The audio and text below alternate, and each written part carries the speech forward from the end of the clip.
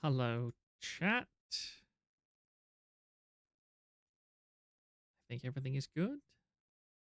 I may have just accidentally overlapped things a tiny bit, but I think we're good. We are indeed. Yes, we're good.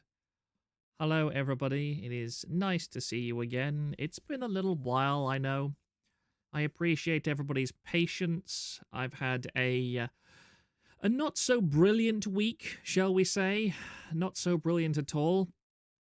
Those of you who are unfortunate enough to follow me on Twitter, you probably know that last week there was an incident where one of my dogs unfortunately had to be put down after a sudden double hip failure.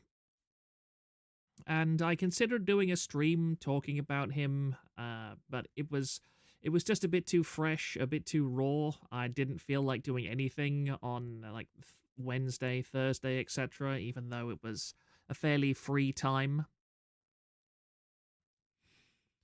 So overall, I've just been kind of mulling around and waiting for things to happen. And it's given me some opportunities to look into the whole Nijisanji drama since everybody went quiet, and oh my goodness, there are so many things that are happening. It's just amazing to me how. And here's the thing, all of them are incredibly stupid. Like, for example, the Great Rat, the Great Unifying Rat thing. I saw that pop up. I had a bit of a look through it. I considered archiving part of it. I considered doing a stream about it, talking about it, and then I saw the guy who even made it to begin with deleted it because he was like, yeah, this is just a little bit insane. I don't like this. And I agree. I think that we are at one of those points. I've been on the internet long enough to see quite a few interesting events happen, shall we say. And I think the last time I would compare this to the Pro Jared fiasco, where Pro Jared was accused of cheating by his ex-wife who left him. And for a while, everybody was massively against Pro Jared in every way. There were accusations of him being a child enjoyer, and people were accusing him of doing things like sending his parts of his anatomy to those who were of a below age of consent nature. And in the end, Pro Jared was able to release a statement basically saying that no, pretty much none of this is true. Yeah, I definitely did some stupid stuff, but I definitely did not do any of the things that I'm being massively accused of and brigaded by the entire internet for. And I feel that we're kind of between worlds right now with the Selen and the Nijisanji drama. And the main parallel that I want to draw is just the way the internet took the whole Pro Jared thing and ran with it, because for a while after he went silent, people were digging up his past and all tons of things, and there were a ton of narratives being spun about him. And, I mean, let me make it clear, I'm not taking Pro Jared's side in everything. Pro Jared was definitely a not a pleasant person. I actually met Pro Jared at a con once, and he was quite a nice guy, but even then I could kind of tell he was a bit of an edge case, a bit of a weird guy. So I wasn't surprised when allegations against him came out. I was genuinely shocked at how many women that he'd gotten, to be perfectly honest. I mean, that guy is a 5'10" in the best light imaginable. And yet it seemed like he was absolutely drowning in borderline personality disorder vagina. So, okay. But the thing is that his silence really caused the narrative around him to spin out of control and go to really extreme and dark places. And while I definitely don't watch Pro Jared any longer because of what he did and all of that kind of thing, and because of his general personality, I just kind of grew out of his style of content around the same time as the allegations came out. But I do think that it's very important that when you're criticizing somebody, you criticize people for what they've done as opposed to what you think that they've done. Or even worse, what you would really like them to have done, but haven't actually done. And Nijisanji is in that. I don't like running defense for Nijisanji. I really don't, because I think that the Black Company allegations for Nijisanji are probably in excess of 100% accurate. I can't talk about the things that I have heard, because saying what I know would pretty immediately say to people who would have a negative interest in it who I got them from. But I will say this, that I have heard nothing good about Nijisanji's management, and I've heard nothing good from people who would know what they're talking about when they're talking and making judgments about Nijisanji management. That's all that I can say. I'm not going to be like a Kyo or a false ID and string you along with, oh, X talent has been secretly proven to be graduating in 6 months from now. No, none of that stuff. But again, what I will say is that I have had there, I can confirm this. I can confirm this. In my DMs, there are currently 0 people defending Nijisanji. That's all that I can say for absolutely certain. But I also will say that I think that Nijisanji's silence has... Well, the thing is, Nijisanji has gone silent after shooting themselves in the foot, and why exactly they have shot themselves in the foot has been an object of fascination to me, because when all of this first came out, I could not understand what angle Nijisanji was trying to pull in all of this. I could not understand why they released that statement. I could not understand why Illyra released her announcement. And the number of narratives that spun was just absolutely unreasonable. And I thought there's no possible reason they could be doing... There's no level of incompetence that would explain why this is happening. And I understand cultural differences. That, for example, in Japan, suicide is kind of viewed in a very different light than it would be in the West. So I can understand why Nijisanji felt no real need to apologize for nearly driving Selene to suicide. But at the same time, there was so much else that I didn't understand. Illyra released her announcement because it's something expected from JP Corpos. I can understand that as well. But I also thought that... there was a post on Reddit, of all places, that I thought was extremely informative about the whole topic. It's now slightly outdated in some ways because people like legal tubers and so on have gotten aboard the bandwagon and added their own fuel to this dumpster fire.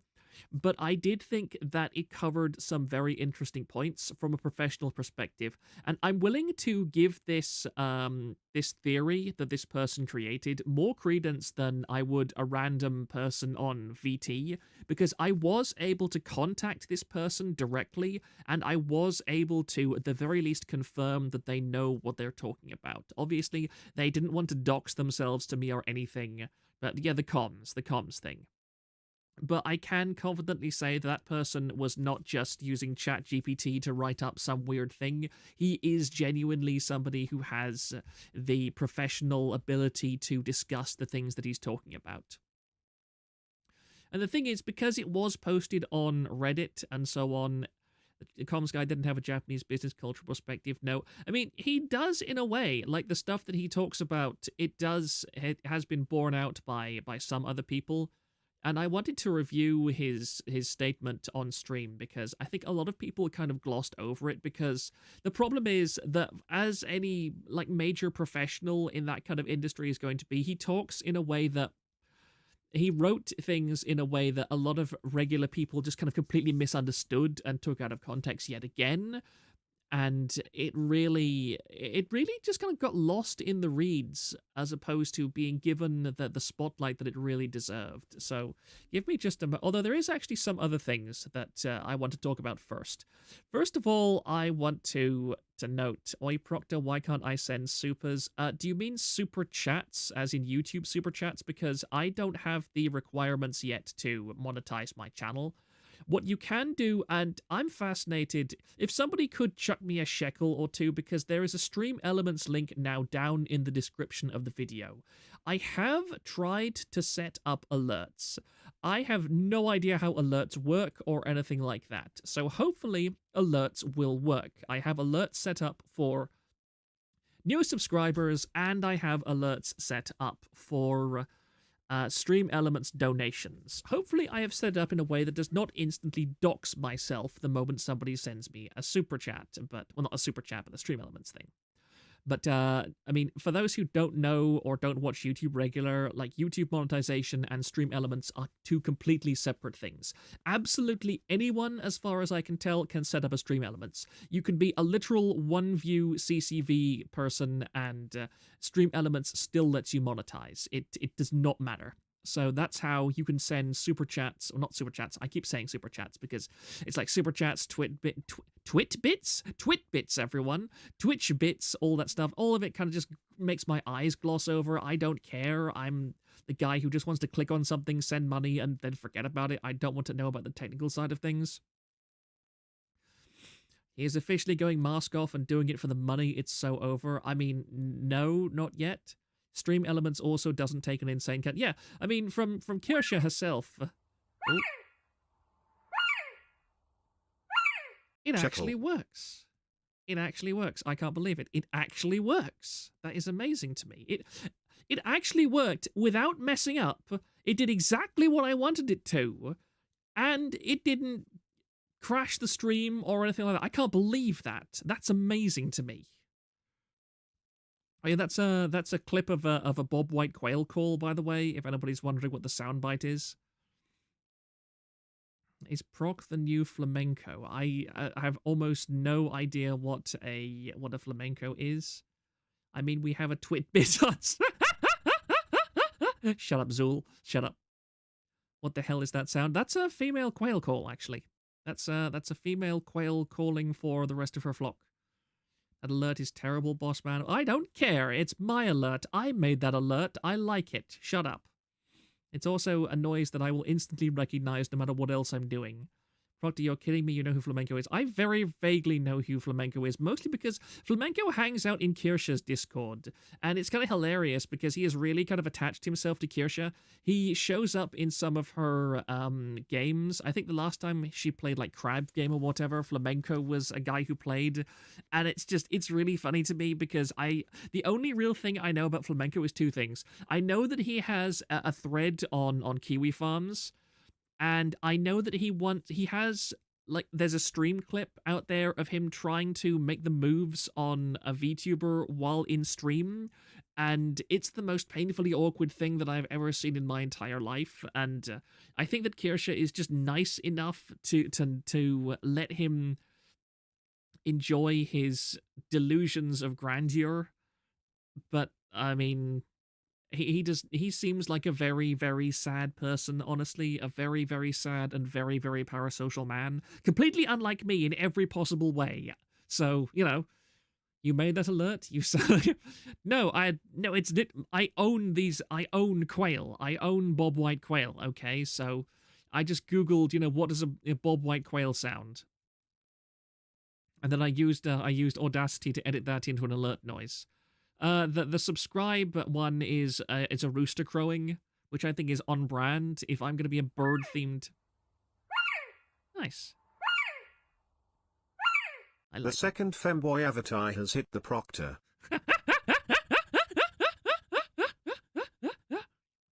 I mean, this does seem to be a great way to just... I will say the Fujoshi audience are extremely receptive when it comes to the idea of just giving me stuff for free. That I'm okay with that, all right? And now I'm surprised that somebody got my name right that fast already. That's hilarious. That's hilarious because I'm constantly accused of mispronouncing names, and yet I get Zula almost immediately right. And I probably said it wrong the second time because I was actually thinking about it as opposed to just saying it off the cuff. Here's the thing. If I see a name in chat and I just say it without thinking about it, The text is really hard to read, and I think it was cut off on the right side. I mean, yeah, I made these in like 5 minutes, so definitely going to look at them again and remake them. But I mean, for something that I made very quickly, I'm surprised it works so well. At this rate, we're going to have to make a Fujoshi containment zone on TVA like how Kiwi Farms has Beauty Parlor. I mean, to be honest, the Fujoshis are some of the nicer people that I have met online so far. It's really nice to actually meet somebody who, maybe they are insane, but at least they like me. Asylum Sisters, we are winning. You can't pronounce my name properly. I'm not even going to try. I can't pronounce it wrong if I don't even try. So there. Such high standards, Proctor. Mine is easy. So what's on the menu for today's stream? There's a few things that I have to talk about. I'm kind of easing myself back into streaming again after, I suppose it's a little bit of a break, because I was just not in a mood to stream last week at all. There's just some unpleasant things going on in real life right now that have been taking my attention away from streaming. I find that being in a stream to stream, I have to really be in the proper headspace. And when you're being potentially thrown out of your house, you're not in a good headspace, trust me. But let me actually look at my glorious tab vault. There was something quite funny that I wanted to get to. I'm shamelessly stealing Kirsch's bit, in that we're doing a little bit of a tangent, but let me just go to studio mode. Here we are. The Fujoshi and grooming Proctor. I mean, by the way, how's the migration going? I really hate the fact that, I like the fact that Nijisanji stuff is currently on the down low, because I really wanted to get migration going properly, and then we had the Nijisanji stuff happen, like activity levels that have not been seen before. We hit an all-time peak by about 20-30% in terms of posts per day, members active. That's on like 3 times the regular member count for the forum, and I was just like, no, I can't migrate or do anything like that at the moment because it would be too disruptive. But now things are slightly calming down. I'm more ready to start it again. We do still have 20 days of the current billing period left, and once I actually get into it, it should take like maybe 2-3 days to properly set up a migration thing, and then after that we will have about another 10 or 15 days of the Cloudflare subscription that we can use as a backup. Like when I'm transferred everything over, then the Cloudflare, I always keep doing that. The cloud hosting subscription basically becomes our backup. So what we will be able to do is I will be able to more or less lock down the cloud hosting version of the forum, and then I will put a redirect on the main page saying we are currently stress testing the new server, because I want to see how it handles, say, like 70 or 80 people online at once. And we'll have like 10 days at least to calculate whether or not it's even able to handle that much traffic all at once. Sorry, I'm going to yawn. And then if everything is okay, then I can just cancel our cloud hosting before the next billing period starts. And then we'll be off the cloud. It's pretty much that simple. And then a day later, we'll have the major errors start. I guarantee it. We groomed him into too hard. We made a grave mistake. I am the straightest person you will ever know.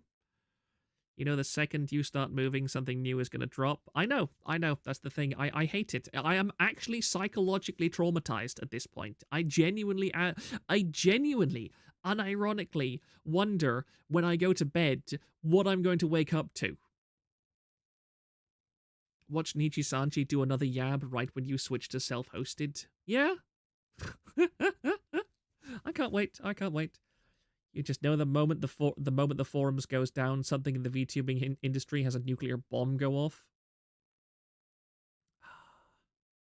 Not with that model you want. Look, you go over to the Latin American side of VTubing. I take great comfort in the LATAM side of VTubing at the moment, because when I go there and people talk, and I listen to people like BB talk, and she says things like, a man who is comfortable enough to use an avatar like that must be straight, all right? Okay, and it comes straight from a woman's mouth, so I believe it. All right, believe all women, especially if they are Latin American. We do like brown women here. Anyway, let's actually get on with this, because this is apparently Ethan Ralph has had messages deleted for doxing. That was a bit ESL for a second there. Lamau Cope, shut up. Thrang, shut up. Yeah, let's actually move over this time. We do this. So I just wanted to highlight this article that I've seen. Canada halts controversial assisted suicide program for mentally ill due to a lack of doctors willing to participate. So Canada is trying to euthanize the mentally ill. And when I first saw this, I thought to myself, oh, Canada has finally seen the error of its ways, and it is going to stop trying to murder the mentally ill. Because that's obviously horrifyingly morally unethical and horrifyingly evil on a level I can't really believe is even happening. But then I read the title further. I did that weird thing where I read the first few words of the title, and I thought to myself that there must be a good outlook to this. This is where we start to win, isn't it? This is where we start to win. The sanity has prevailed. And then I read the lack of doctors willing to participate. So it's not that the Canadians have seen the effects of this program or have had some kind of epiphany in Parliament and gone, wow, this is terrible, we need to stop. No, they're halting it because they can't find enough doctors that are willing to murder patients. It says here, Canada has delayed the extension of its assisted suicide program to people suffering solely from mental illness. Canada offers medically assisted death to terminally and chronically ill people, but the plan to extend the program to people with mental illnesses has divided Canadians. It shouldn't be divided. Canadians should be universally against this idea. Canada introduced medically assisted dying after its Supreme Court ruled in 2015 that requiring people to cope with intolerable suffering infringed on fundamental rights to liberty and security.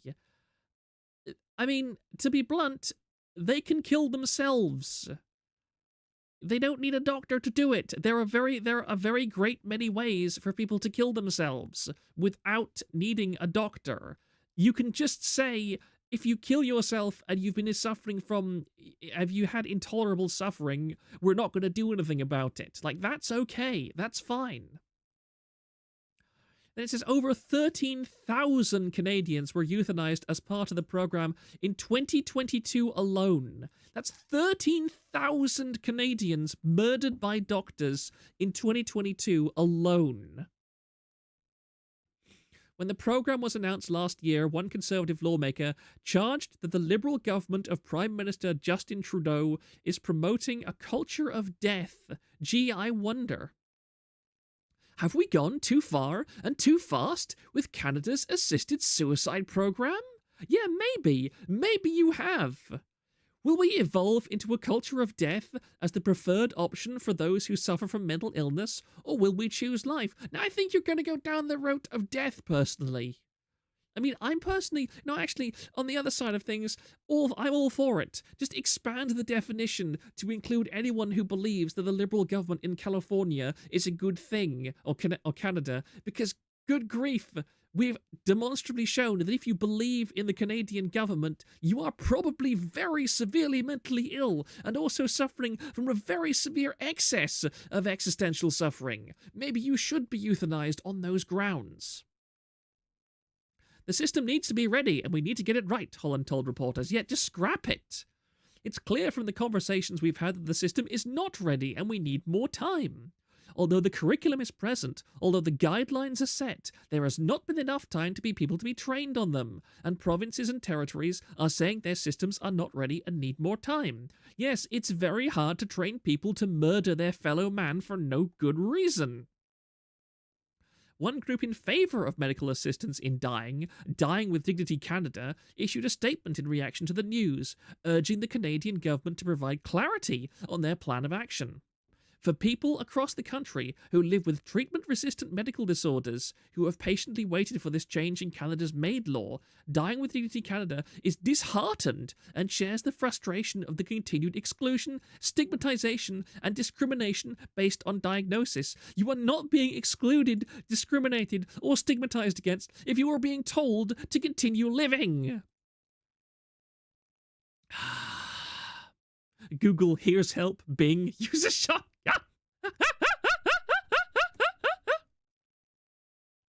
The problem is that there are doctors willing to do so in the first place. At least most of them don't want to be murderers. Yeah. Action T4 actually had a good amount of doctor support. Canada actually has less doctor support. That's impressive. I remember reading something, like, maybe this was propaganda. I don't claim this is true.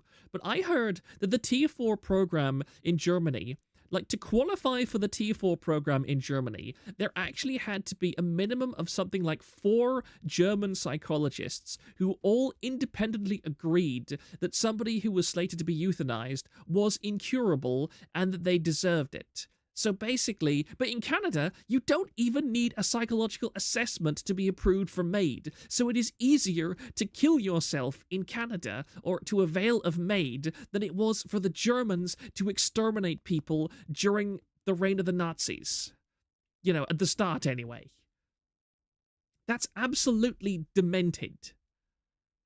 Canadians got tired of waiting for Americans to do the Day of the Rake thing and they started their own. Oh yes, we are talking about self-raking leaves. Another suicide stream. Can't we talk about something more cheery like toilet sanitation? It's not, don't worry, this isn't going to be the whole stream, but I did want to talk about this because it didn't really set up, I don't think it really set up very well for, I am going to do another stream about assisted suicide at some point because I'm fascinated by the topic. And also, a neat thing you can set up once you're on a more conventional hosting setup is a high availability system. Basically, have a few separate web browsers running on multiple VPS that can act as a failover. I mean, that's a possibility, that's true, but that's a bit beyond my capabilities right this instant. And also, Beard said, didn't Wachter just have another Yab? I have no idea what they did, but rumors are such. Yeah, I have a specific thread now set up on the whole Wachter drama that is definitely worthy of another stream. But the thing is, it was kind of reported in an odd way, and it's very much ESL focused, and so I'm going to wait until our Enya community is able to more comprehensively and coherently put together what's going on with Wachter at the moment before I do a stream about it, because it's not mostly in English, and so I don't want to do it badly. I want to actually cover it decently. I might actually ask some of the Latin American VTubers that I know if they would be willing to comment on it and if they would be willing to discuss things with me, because Wachter is just a fascinating train wreck that really doesn't get the attention that it deserves. Maybe I should be a bit more concerned when my doc cracks jokes about how I gotta be put down. 1 second. Oh, I really hate it when I drink something and it forms an airlock in my throat. You shall not kill. I quite agree. Another thing that I remember seeing a long time ago was a study on military recruitment, and where it said that the way that soldiers in most modern militaries are trained to kill is via reflex, because it's been figured out through very, very extensive testing that only about 2% of the whole human population has the ability to kill. As in, if you gave somebody a gun and you told them to shoot another person, then only about 2% of people would be able to go through with it, even if they we're not talking about intent. I mean, the physical act of raising a gun to shoot somebody is something that 98% of all humans in the world find physically impossible, unless they are under incredible and extreme duress. It's why you can take, say, a soldier who has a nearly 99% target accuracy on a shooting range, and in all cases of combat actually initiating, that accuracy will degrade to something like 5% at absolute most. The number of rounds that soldiers shoot at targets that are clearly out in the open that fail to hit is something like in the order of 5 or 6,000 per kill in most situations, to the point where an entire infantry platoon can open fire on one guy, and it might be they take hundreds and hundreds of rounds to kill him. And one of the major reasons for that is that there are so many natural instinctive safeguards inside the brain which are constantly screaming at you not to commit this act of lethal violence against another human being. And so most soldiers, the best way to overcome this is to make it instinctual. That's why targets on military ranges are all human-shaped and sized, because you have to bypass that instinctive desire not to kill by making it entirely reflex-based, so that when a soldier sees a human target running through the open, their instinct, their automatic reflex is to raise a gun and fire, 3-shot pattern at them. Because if their conscious mind interferes with that decision-making process, then it will almost always say, no, move your gun barrel a little bit to the side, you might hit him, and so on and so forth. And yet, at the same time, we have doctors. Again, when I did my stream on assisted dying a week or two ago, you have doctors that are saying, yeah, I euthanize people all the time. I have people that come in, they ask me for help dying, and I'm there, I jab it into their arm, and, I say, are you okay with this? They say yes, and I administer the injection. I think some doctors have killed, like, over 100 people or more, in fact, several hundred. And that was years ago. I remember looking into this first, 2 years ago, and there were already doctors that had euthanized over 100 people. And what level of psychological dumbness or dullness do you have to reach before you're willing to do that? Luminous, yeah, and you also dehumanize the enemy and describe him as a threat to your loved ones. Yeah, when I was big in the history community, I was fascinated by the actions of the German army, and I forget on earth what they were called, but the special battalions that the SS used to conduct the Holocaust. It was really fascinating in a very morbid way how there are records of Nazi commanders writing back to headquarters, talking in detail about how it was so imperative that they come up with a more efficient way to exterminate undesirables, because their most hardened, professional, trained killers that they had had carefully exposed to indoctrination for years on end to hate and despise minorities and other groups were experiencing extreme and crippling psychological torment from the things they were doing out in the field. And they had to come up with this whole rota system where no soldier was committed to more than, say, one act of mass killing, because if they found that if they did, they scientifically calculated it to the point where they could say, every soldier can commit, say, one act of mass murder every 2 or 3 months, but if they commit more than that, then they are basically reduced to zero combat effectiveness. They become so traumatized by it that they are completely incapable of functioning any further. And I find that industrialization of the process of killing to be, it was very interesting on a morbid level, because it showed that you can take these things and you can carefully formulate a methodology of doing things that allows people to become comfortable with truly despicable and heinous actions.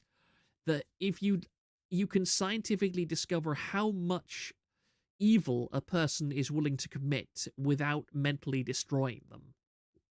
And I feel like this is how the euthanasia programs in places like Canada are really being run, is that they have discovered on what level they can push doctors to commit these acts, which, in my opinion, are just outright murder. It is, and in some cases, it's to the point where they've taken people, they've starved them. If they're, say, incapacitated, they've starved them, they've deprived them of liquids to get them to a state of suffering where they feel comfortable euthanizing them, because otherwise they're too healthy to euthanize. They can't bring themselves to do it. 3 view proctors in the house. I mean, how many people even are watching at the moment? 121. Good grief. Why on earth are 121 people watching me at the moment? I have no idea. I gotta wonder how much of the cruelty in the Dark Ages was true. And again, that was another fascinating thing that I looked into quite extensively, in that the thing about places like the Dark Ages and so on is that there was a lot of violence, but at the same time, the major difference between the kind of violence committed in previous eras and violence committed in the modern era is that in a lot of cases, it fulfilled that rule that people can do very violent and destructive and frankly evil things, but, it's like drugs. If you take them in moderation, you don't get addicted. And it was the same thing in, say, ancient Sparta or Athens, where it was common for soldiers to go out on campaigns and to go out on wars. But then again, there's that old adage, there's that maxim, that warfare is 99% crushing boredom and 1% action. And that was exactly the same for a medieval or an ancient battlefield, is that there weren't such things as the kind of constant warfare that we have in the modern era, is that men would go out and they'd spend 6 months on campaign, and they might fight one pitched battle, and maybe they'd see some dreadful and terrifying and awful things during that battle, but that battle usually only lasted maybe a few hours to a few days, unless it was a siege. And so people, although they were exposed to very bad things, they didn't have that constant exposure that caused them severe psychological injury and damage. Whereas the way that modern warfare is fought is that soldiers are very specifically exposed to combat conditions for very long periods of time. I remember also there were studies done in World War I when this phenomena was first observed of shell shock, which became PTSD, that it was determined that a soldier could go, I believe the figure was about 60 days or maybe 90 days, that a soldier in trench conditions within 60 to 90 days would be considered clinically insane. You could take a perfectly healthy, mentally normal, mentally sound person and put them in a trench, say in Flanders, and within 3 months they would qualify as clinically insane. So that's how that data has been used an awful lot in deciding when soldiers should go on leave and when soldiers should be rotated in and out of action, because you can clinically analyze on a very impersonal level using these large amounts of statistical data how long you can expose somebody to very nasty circumstances and survive it. Well, I'm not meaning in war times, I'm meaning the medieval torturers and such.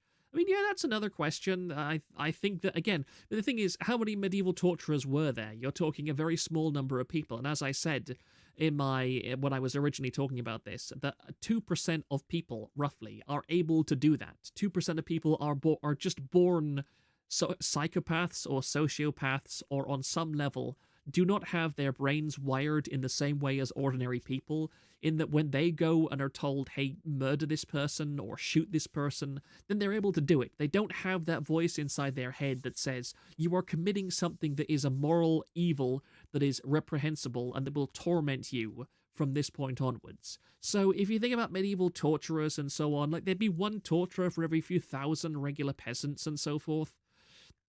So those kind of people would still be able, that would be their natural job. They would take advantage of the fact they didn't feel those feelings to go into that grisly line of work. A lot of times they didn't die from weaponry directly either. As armor got better, they would be protected by most weapons aside from having their organs crushed from the blows. Yeah, precisely. That for a long period of time in warfare, I mean, warfare tended not to be particularly fatal. Like, that's an interesting thing that I discovered when I first started getting into history, is that in medieval battles, a 10% casualty rate was considered absolutely devastating to an army. If you won with 10% casualties, that was a Pyrrhic victory, absolutely. If you lost with 5% casualties, that was considered a very bad defeat. And so instances where whole armies are wiped out, while they do exist, it's usually either a gross exaggeration or it's really a misreading of the sources where it says, this army was destroyed. They're not saying that every single person in that army was slaughtered or massacred. They're saying that army was reduced to a state where it could no longer coherently function, and all of its members just dissolved into the surrounding countryside as opposed to come back to camp. It was extremely rare for these enormous massacres to take place. Proctor downplaying medieval torture because that's what his website is. People were just LARPing back then. I mean, also there's the fact of, don't forget the fact of religion, and that's something that we don't think about too much any longer in the modern era, is that imagine you're back and you have much less of an understanding of the cosmos. Like us today, whether you're a believer or not, I mean, I'm a religious person. I sincerely believe in the idea of, a god. I believe in the idea of a life after death, but I mean, not in the same way as a lot of people would. But that is a reality to me. It's something that I trust in, and it's a reason why I don't really have a particular fear of death, because I sincerely believe that it is not the end of existence. I believe that it's a pause to existence, but again, I'm a Christian, so I believe that there is something after death, although this is not the place to discuss what that is. But that very much has an effect on how I live my life, because especially in the case of, say, my parents getting older and sicker, because I believe that I will see them again in some form even after they die, then I'm able to deal with the reality of their impending demise a lot better than I think many people with less of, say, spiritual realism in their heads will be able to. And it was the same in these ancient eras, that because people had a much greater perception of the concept of life beyond the physical, then they were able to more accurately or effectively compartmentalize the physical actions they were inflicting on other people.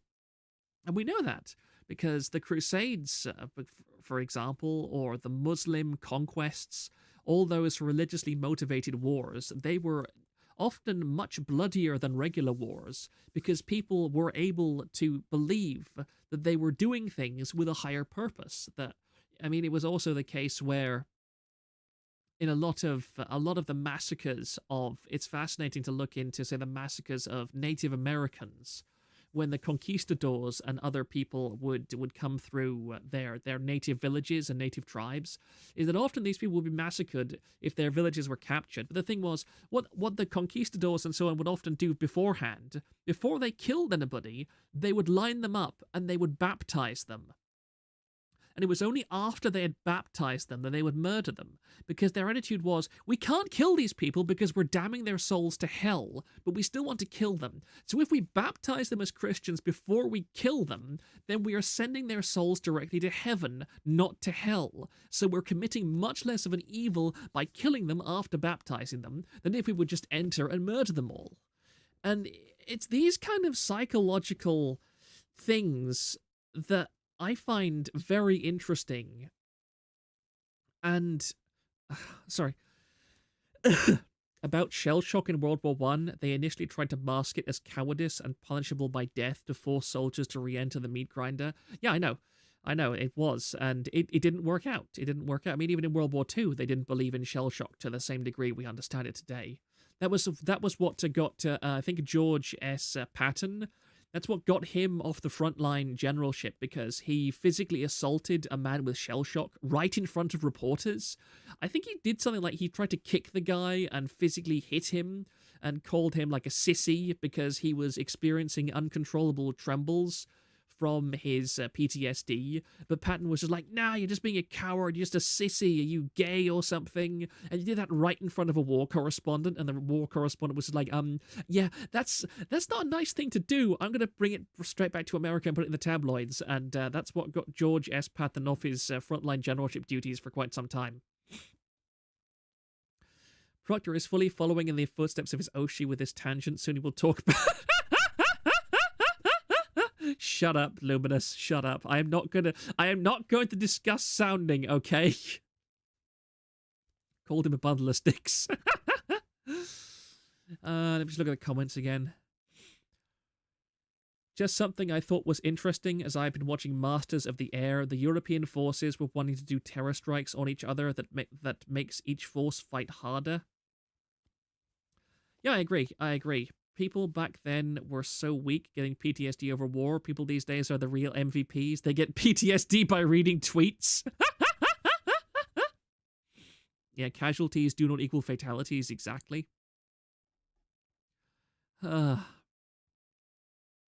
Yeah, but I'm not going to do what Kirsche does and discuss sounding. Spanish, we're still breaking God's commandment. I mean, yeah, but that's a religious thing. That's not the place for this stream. I'm not going to go on the religious tangent this stream, I swear. Let me just quickly look through my tabs because now I've completely forgotten what everything does. So give me just 2 seconds, please. And we'll get on to more of the Nijisanji stuff. There's some interesting things. Let me just mute myself here because I forget how long this was. This is just 3 minutes long. In fact, this is very convenient because I realize that I do not have any water with me, and so I'm going to play this video, and then I'm going to get back to this. So, and while this video is playing, I will just grab some water for myself. 2 seconds. This video I found was quite interesting. It's Connor, aka the guy that is in an extremely parasocial relationship with Iron Mouse. It would help if I turn the audio back on. Not sure how many people have seen this, but it's good cover for me to go grab a drink of water, so it'll be 2 seconds. My audio level back. What's the drama? Just okay, it is clickbait, but there is drama, right? Okay, I mean, there's. I'll be right back. There's actually drama, but there's not too much I can say about it, unfortunately.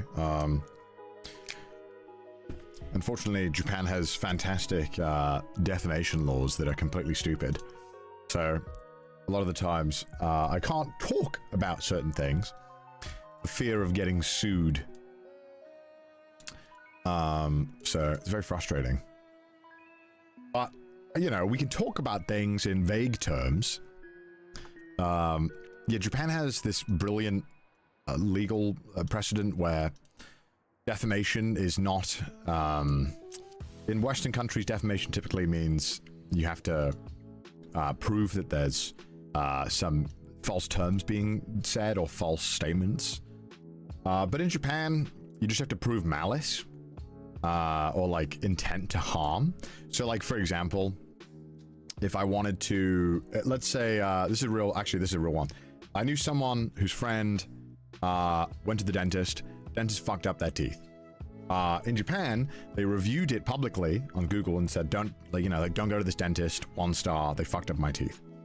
Hey, and they got sued. Wabi is in Japan right now. Any possible collabs/hangouts? Oh. Also, hope you're doing well. I mean, if he's, you know, if he's down. Japan's newest black company. In Japan, like, let's say they fucked up my teeth, and I reviewed it, and you know, I said bad things. The legal precedent, from my understanding, is that they would only have to prove that my review was made, or my disparaging words, even though I was, you know, in a Western country, be fully justified in saying my you know, my opinion. As if they can prove that I said things about them to harm them, which is a very low bar to achieve, you can get sued. And you can also get, from my understanding as well, I don't know if this is true, the punishment's quite severe. So, yeah, but they harmed a person, literally doesn't matter. Like there's been some crazy ones where, like, I think, there's some really backwards cases where someone has actually committed a crime. I think there was something like someone had committed a crime. Again, this is from my memory. I could be completely wrong. Someone committed a crime. Someone had told, like, published that they'd committed the crime and was trying to get them to lose business because of it. And because they were trying to get them to lose business, even though it was true that they'd committed a crime, it's public, they were sued as well or something. It was some kind of bizarre thing. Basically, it doesn't matter if it's true, chat. Even if what you say is true, you can still get sued. So it's completely different, right? Yep. So pretty much what he says This is a very major thing that a lot of people just don't seem to understand about Japan, is that it's a lot of people who are weebs think of Japan as this wonderful enlightened place which is free from all of the censorship bullshit that we have to endure as Westerners. No, it's much worse in Japan. It's much, much, much worse in Japan. And people... there was up here as well. Here it is. This is a context of Article 230 of Japan. And that's somebody whose name I'm not even going to bother trying to pronounce.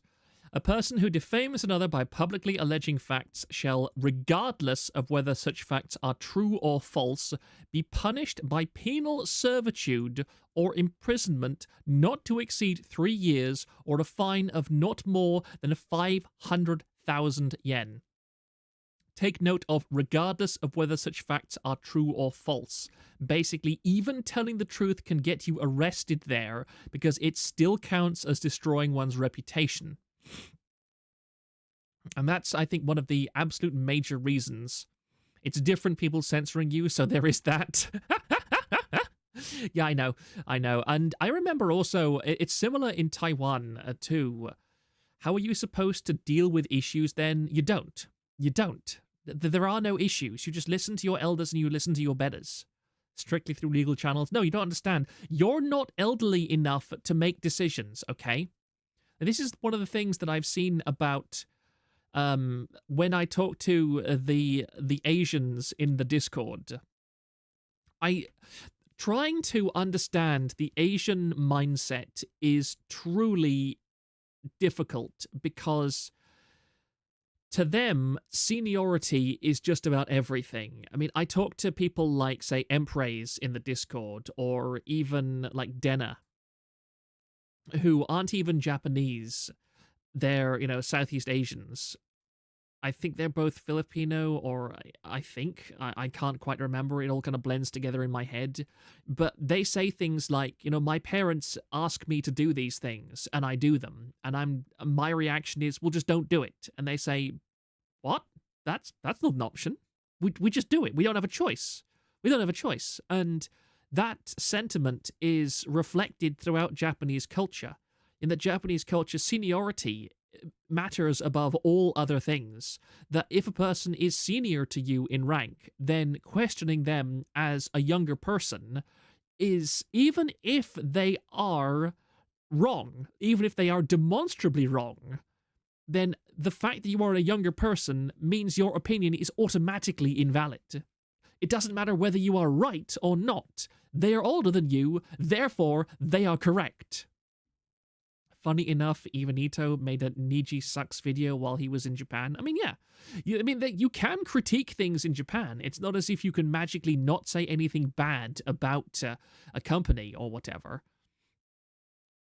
Hi, Discord anthropologist here. They are both Canada flips. I feel so genuinely sorry for them. Unironically, I feel so sincerely sorry for everybody growing up in Canada right now. I would unironically say, if you are a young Canadian, the thing you need to do above all else is leave Canada for literally everywhere else. And I'm not saying that as some kind of crazed, hyper-conservative guy who hates Canada. I'm saying that you live in a country where the last time a Hooters restaurant opened, over 1,000 people sent in CVs within a day. That's how bad employment is in Canada. And whenever I hear about a young Canadian person being unable to find work, I'm sorry. The only thing you can do is leave Canada. Find work elsewhere. Do anything. You are not going to get work inside Canada. Just forget it. It's not going to happen. It's an illusion. And you are wasting your life in a country that has no interest in supporting you in any way. Yeah, also, sticking out is really bad, and speaking up about issues is one of the best ways to stick up. Yeah.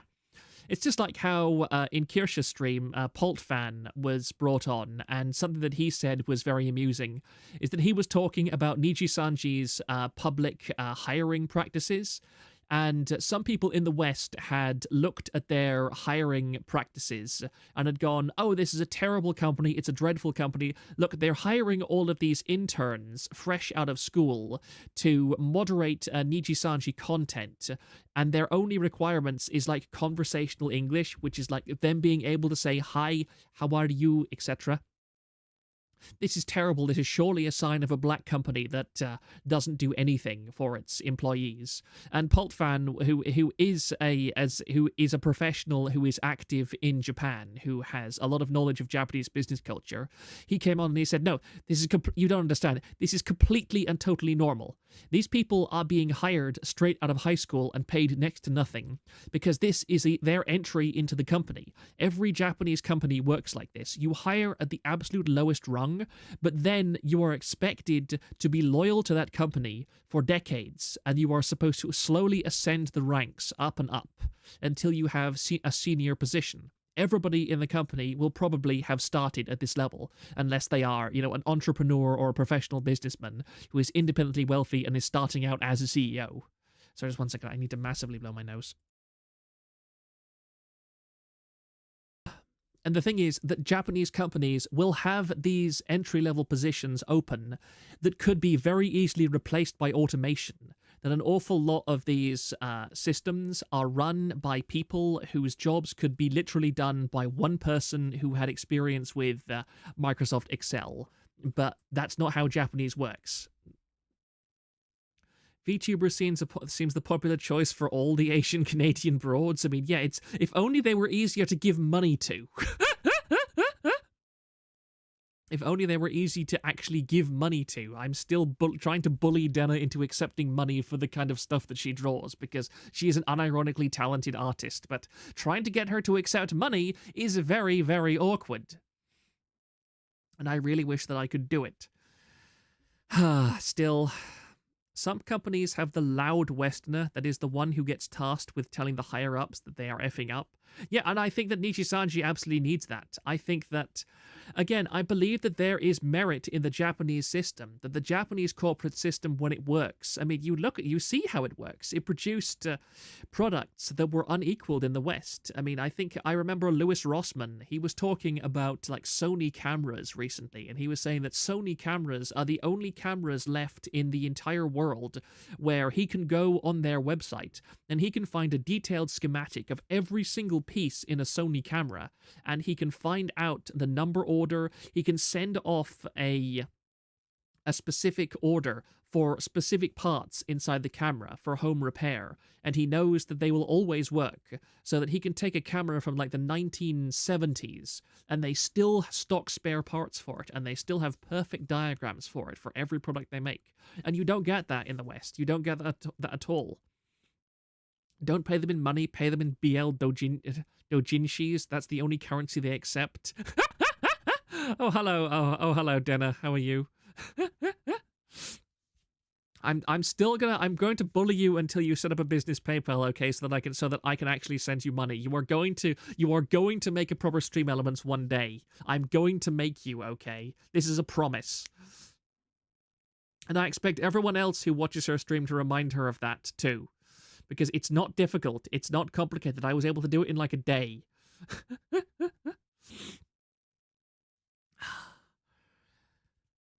Cars are still like that in Europe. Yep, they can be. I think that it's getting worse over time. And I got into a bit of an argument on Twitter, which was a stupid idea. But I was talking to some people who were localizers and talking about the changes that they make when they translate things from Japanese into English, and how they were all arguing, "Oh no, we're trying to. You have to preserve the essence of the word," and it was just such nonsense. And I talked to one who was. And I brought up the Persona 3 scene where in the original game, it's a trap. It's a cross-dresser who tries to seduce some of the protagonists and gets called out on it. Which, of course, was localized as something completely different because, gosh darn it, we can't have trap culture from Japan in our English release. And now it's and now it's been taken out because it was transphobic. And I was just like, okay, how would you deal with this? And rather than answer me, rather than say, oh, this is a cross-dresser in the original Japanese, not somebody who is trans, they went, oh, well, look at the article, The Japanese themselves agreed that it was transphobic, and they voluntarily took it out, so it's not a problem. And I'm like, that was when I decided, you know what, there's absolutely nothing that I can do to talk to this person any longer, because they have completely swallowed the Kool-Aid. That they see absolutely nothing wrong with the idea of a Japanese company being forced and bullied by Westerners to adjust their cultural expectations in order to change their product to suit a more global audience. Whereas I don't want Japanese products to suit a global audience. That's how we get bad products, because Western standards for entertainment, Western standards for production, Western standards for industry in general are just so below. They're not even the bottom of the barrel. They are the yawning black pit where the barrel used to be, and they are still enthusiastically digging downwards from that point. And it's so depressing. The Japanese will agree to anything. And that's the tragedy. I mean, I remember one of the most interesting things that I saw about Japan recently when I was going through some travel log videos that some people were doing on my phone while I was waiting for a bus or something, about how a guy went into their equivalent of like a Goodwill, or a Goodwill for Americans, or what I would call a charity shop as a European. And it was like a secondhand shop with all kinds of secondhand goods. And he was talking about how you can find fully refurbished game consoles from the 1970s or even earlier that are for reasonable prices, like not even enormous. They're not gouging people for these consoles or anything. And old electronics that have been very carefully maintained that you can find with the original manufacturer's instructions and the diagrams and all that kind of stuff. And everything is clean. It's not like a Goodwill where filthy rags are thrown in a bundle and you're expected to pick through them with like a litter picker in case you get rabies or something from them. And it's that part of Japanese culture I find absolutely beautiful and honestly entrancing. It's this deep reverence and respect for older things, for things that have been given value by the fact they have been carefully maintained. And when that is applied in a good context, it creates an amazing thing. Oh no, the used consoles market in Japan is pure Kino. Yeah, it was I don't even care about used consoles, like, at all. I have no attachment to old hardware or anything. I'm one of the people who would say that emulation is objectively better because you've got things like speed up and save states and all that. So I have no interest in owning old consoles or anything. But even despite that, I think that it is incredibly important that we preserve our history, because if we don't preserve our history, then we are nothing. We are not just the people who we are in the moment. We are the summation of all the things that came before us, both good and bad. I can send you the Google Maps location of that place so you can look at the photos inside. I have seen some of it, but Azihara, if you want to send me that, then go right ahead. Yeah, dude, you can get a bunch of old tech that seems brand new, and it's beautiful. It really is beautiful. It really is beautiful, and I think that the more that Japan clings to that kind of thing, then the better. Japan should not become like the West. Japan should not become like the West. And what insults me to my core is that there are so many people that say that Japan should become like the West because somehow that is more inclusive, which I find just viscerally disgusting. And a complete double standard, too, because it's like I said on Twitter as well. If you took a book by a famous African author and you translated it, and a localizer came along and they inserted Trump jokes in it, or they changed all the local cultural references to American TV show references, that localizer would be burnt at the stake. There would be absolutely no mercy shown to them. They would be torn to shreds online, and they would probably have serious fear for their lives in real life from BLM and all those other groups that are not afraid to use violence against people they despise. But when it's, a Japanese localizer or an English localizer taking a Japanese product and changing all of the information in it and changing it into a bunch of English memes, then somehow that's okay because, Western audiences are just too stupid to understand it, okay? Or, oh no, it's preserving the original emotion. It's preserving the emotion of the scene. And I just want to punch people when they say nonsense like that. It's just so insulting that they genuinely believe you will accept that as acceptable when it's outrageous. It is completely outrageous, and it's just such complete doublespeak. But I have been too nice to Japan for a while, so let's get back to actually being nasty to Japan. Let me just look at their stuff that's been sent to me. Oh, thank you, Adam on Discord for sending me this stuff about load balancing. I appreciate that. Actually, let me just, before I do anything else, I am terrible with remembering what people have sent me in DMs, so I'm just going to take this, give me 5 seconds. I'm going to take all of this information you've just sent me, and I'm going to put it in my personal server, so there is at least a decent chance of me remembering it, because I have so many DMs open. My goodness, I have so many. It's painful. Also, Azihara links and info dump. I will just open this as well on my other screen to make sure everything works properly, because I bet you anything it will try and show my location or whatever. I thought so. Let me just sign out of this account. Ooh, that is a nice place. Book off Super Bizarre 409 Gyo Kawasaki Minatocho. That's interesting. Not seen that name before. They got that of a thrift store. It's lovely. I should do some kind of stream that is just going through something that I really enjoyed doing during lockdown was just use Google Maps and go to random parts of the world and like go on street tours of places. I went to the rural parts of Japan several times during the middle and later parts of lockdown before Japan had opened back up, because that's the annoying thing. The whole situation with my life right now is very bothersome to me because I'm not able to plan anything. Because those that don't know, I have an issue with our land. I live with my parents. Like, we run a small holding. We have lots of animals and all this kind of place. We've lived here for 22 years. And our landlords have decided that they don't want us on this land any longer because they want to sell the entire property and they want to move back to California. And one more reason in my life to loathe and despise California with all my heart and soul is the fact that our landlords are from California and they want to go back to California. And the thing is, they are just trying to chuck us out, and there's nowhere for us to go. There's literally nowhere for us to go in the entire country because Ireland currently has a scheme where it will pay 800 euros a month for individual rooms to put up Ukrainian migrants. So if you have, say, a 4-bedroom house, then you can rent out every single one of those rooms to a Ukrainian migrant, and every single one of those rooms will individually net you 800 euros.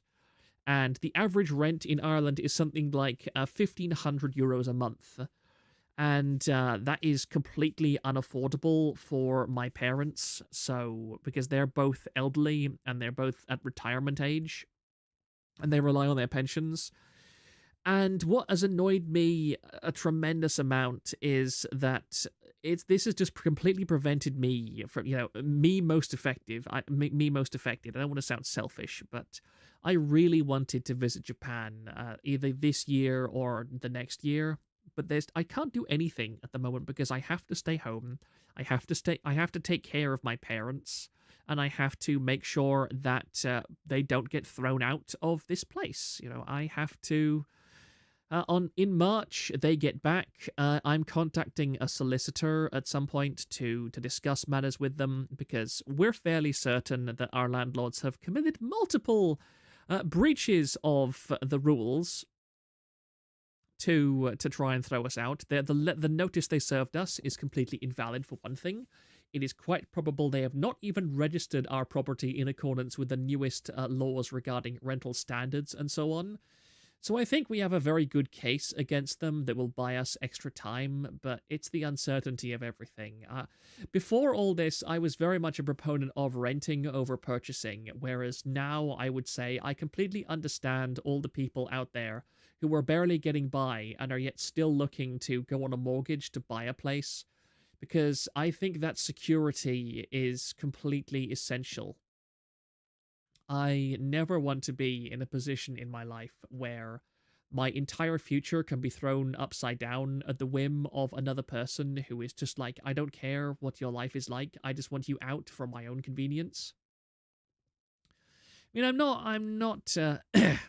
I'm not terrified of it. I mean, put it this way, even in the absolute worst case scenario, this won't affect TVA, because that if I have to, I can literally just set up automatic payment. I'm already on automatic payments on cloud hosting, so, and I'm on automatic payments for the self-hosting server too, which is not particularly expensive. I can afford that. It's not the fact that we're paupers or anything. We are not completely broke.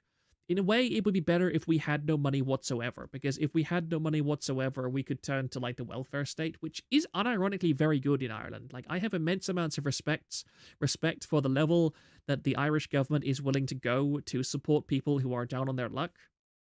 But, I mean, the main problem is that Ireland is currently being culturally occupied. There's no two ways about it. It is, and the government is doing that natural socialist thing where they go, yeah, we were voted in to take care of the needs of our citizens, but those people over there, we care about them more for some reason, so we're going to take all your money and we're just going to give it to those people. Okay, you don't mind, do you? We're not going to ask you. We're just going to do it. And we're just going to cut back all of the spending on important government projects and social programs and all that stuff, because we need to give all this money to those people from Palestine or Somalia or Ukraine or whatever. And you don't mind, do you? I mean, you're definitely still going to vote for us, because we're not going to talk about it on any of the news sites or anything. And, if an independent news source starts talking about it, then, well, they're evil fascists, so don't listen to them, okay?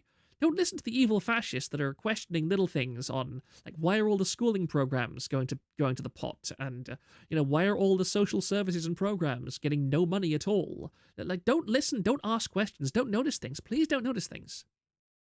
And I find that this is really depressing, because I've always loved Ireland. I deeply love Ireland. Ireland is a wonderful country, and because it's a small country, it has been able to avoid globalization for many, many years, and I've truly cherished my time in Ireland for that reason. But I really do think 2-3 years, if current trends keep going, that's about as long as I can comfortably stay in Ireland, and I'm looking into my options.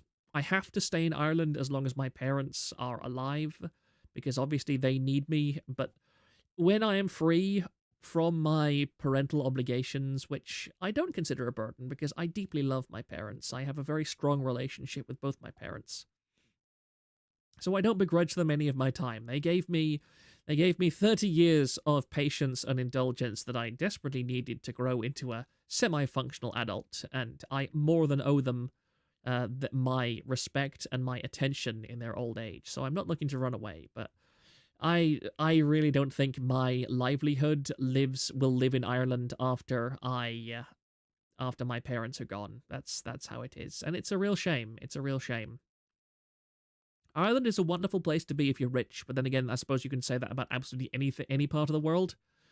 And it's a bad, bad place to be when you're poor. It is a bad place to be when you're poor. And I think it's only going to get worse, like most of Europe. But as Leona said, thankfully, most of Europe is waking up and moving conservative. I mean, yeah, that's I kind of agree, but the thing is, I think that it's gonna go in a nasty direction because this is not the stream for it. I'm not gonna go into nonsense like that. Wait, Proctor is 30. Yeah, I'm 30. I'm 31 actually. I'm nearly a man hag. Josh is leaving Europe soon too. Wow, where's Josh going now? Please don't say to China. Move to America. I've been seriously considering. I would really love to visit. I would love to visit places like Utah. I'd love to visit places like New Hampshire. I've heard nothing but good things about New Hampshire from everybody that I talk to. Kirsha loves New Hampshire. My best friend says that New Hampshire is a wonderful state. And people also say that Utah is a very good place. I like states that are very large because you can get lost in large states. The problem with Ireland is that Ireland is a very small country. And so it is very hard to vanish in Ireland. The government can find you anywhere. So, and that's what I dislike. Well, the government was fairly like liberal-leaning, libertarian. I was okay with that, but I just don't like how exposed people are in Ireland. New Hampshire, yeah, New Hampshire, because Hampshire is a British name. Hampshire is a British place. That's why it's called New. New Hampshire is a nice place. Yeah, exactly. I've heard nothing but good things about New Hampshire. Which is ironic, considering isn't New Hampshire right next to Oregon, which is universally considered as a dreadful place? A little drink, sorry. Let me just check my tabs. Yes. Before we get too distracted from that, we might look back to that in a minute. But this was another thing that a person whose name I can't say without risk on stream, thanks very much. You can see who it is. Am I? Yeah, I'm on the right tab. Good. This was also something that hit quite close to home because I am a massive Gundam fan. I love Gundam. I am a raving giant mecha enjoyer. I am a huge mecha enthusiast. But this was very interesting. I really like Gundam Sentinel, actually. Gundam Sentinel, the Sentinel Gundam, I really wish it had a Master Grade 2.0 because, damn, the Sentinel Gundam is a cool design. But he's saying, not sure about VTuber copyright law, but there are specific cases we are able to refer to, the incident of Gundam Sentinel.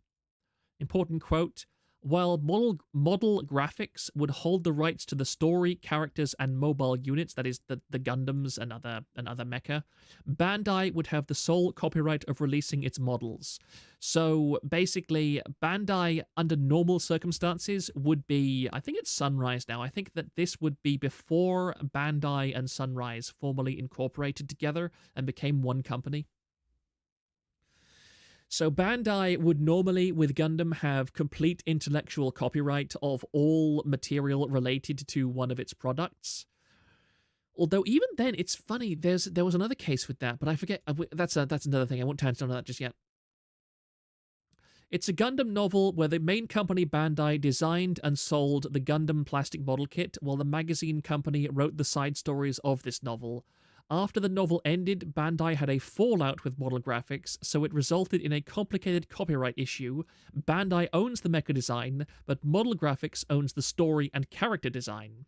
To avoid long-ass copyright lawsuits with Model Graphics in the future, Bandai only released the Sentinel Gundam plastic kit, which is a damn shame because there's a hell of a lot of decent model kits from Gundam Sentinel, but without any of the pilot characters included in the merch. So far, this is the very strange case about copyright regarding the IP. I think Kurosanji could actually try this route, where they could allow their talents to use or refer to the graduated VTuber model, since Riku owned it, under a specific condition, ahem, last cup of coffee, ahem, but forbidden to use the original roommate voices or AI-generated voices to avoid the lawsuit.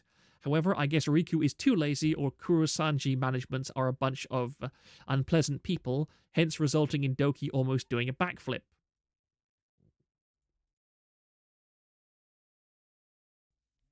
Gundam Sentinel is the Advance of Zeta thing? No, Advance of Zeta is completely different, I believe. I think that is wrong, as the Gundam Mark V was released in 2020. Yeah, the Gundam Mark V, which I have a kit of, which I have not built. Gunpla stream when you fake fan, because I don't have a camera that is anywhere near good enough for that. I would have to steal my mother's camera, my mother's phone, because her phone is substantially better than mine. Whereas mine is, I think, a Galaxy Note 7 from 2016. I literally have an Obama phone, guys. I literally have an Obama phone in terms of camera quality. So yeah, hand cam streams, anything like that would be very, very ugly, and I don't like doing that. I don't think the MV used the voices of any of the ex-livers, yeah. But I mean, what he's highlighting here is basically that it's complicated even internally. And one thing that has been clarified several times is, and especially, it's been told to me several times in private as well, so it's not just third-party sources that have said this, but it's something that's been highlighted a lot of times, is that one thing that a lot of people are overlooking is the whole thing with permissions. That if... so we've got 3 parties involved. So we have Selene, who wants to have a project. Then we have Nijisanji, which is the one she is running the project under. And then we have the artist, who is creating material for the project. And so Selene speaks to the artist, and she asks, "Can you do this?" And the artist says, "Yes, I can do this." So then Selene asks, "Can you give me permission to use the IP that you are creating?" Because when the artist creates a piece of art, even if it is of something that is copyrighted elsewhere, they still have a copyright or a right to the art because they are the ones that produced it. So they have to specifically tell Selene, "I give you permission to use my artwork in your project." However, then, because they have created the art of a character that Nijisanji owns, then they have to communicate with Nijisanji directly, and they have to exchange permissions for that to happen. Because Nijisanji is the one who is going to be publishing the material that the project is part of under their brand. So it's like a 3-tiered thing. So an artist has to give permission both to Selene personally and to Nijisanji as a group in order to legally cover every angle. However, and another thing that has been made clear to me is that the term "give permission" is a legal term. So an artist can say to both Selene and the company, even if they can say, "I give you full permission to use my work in any way you like."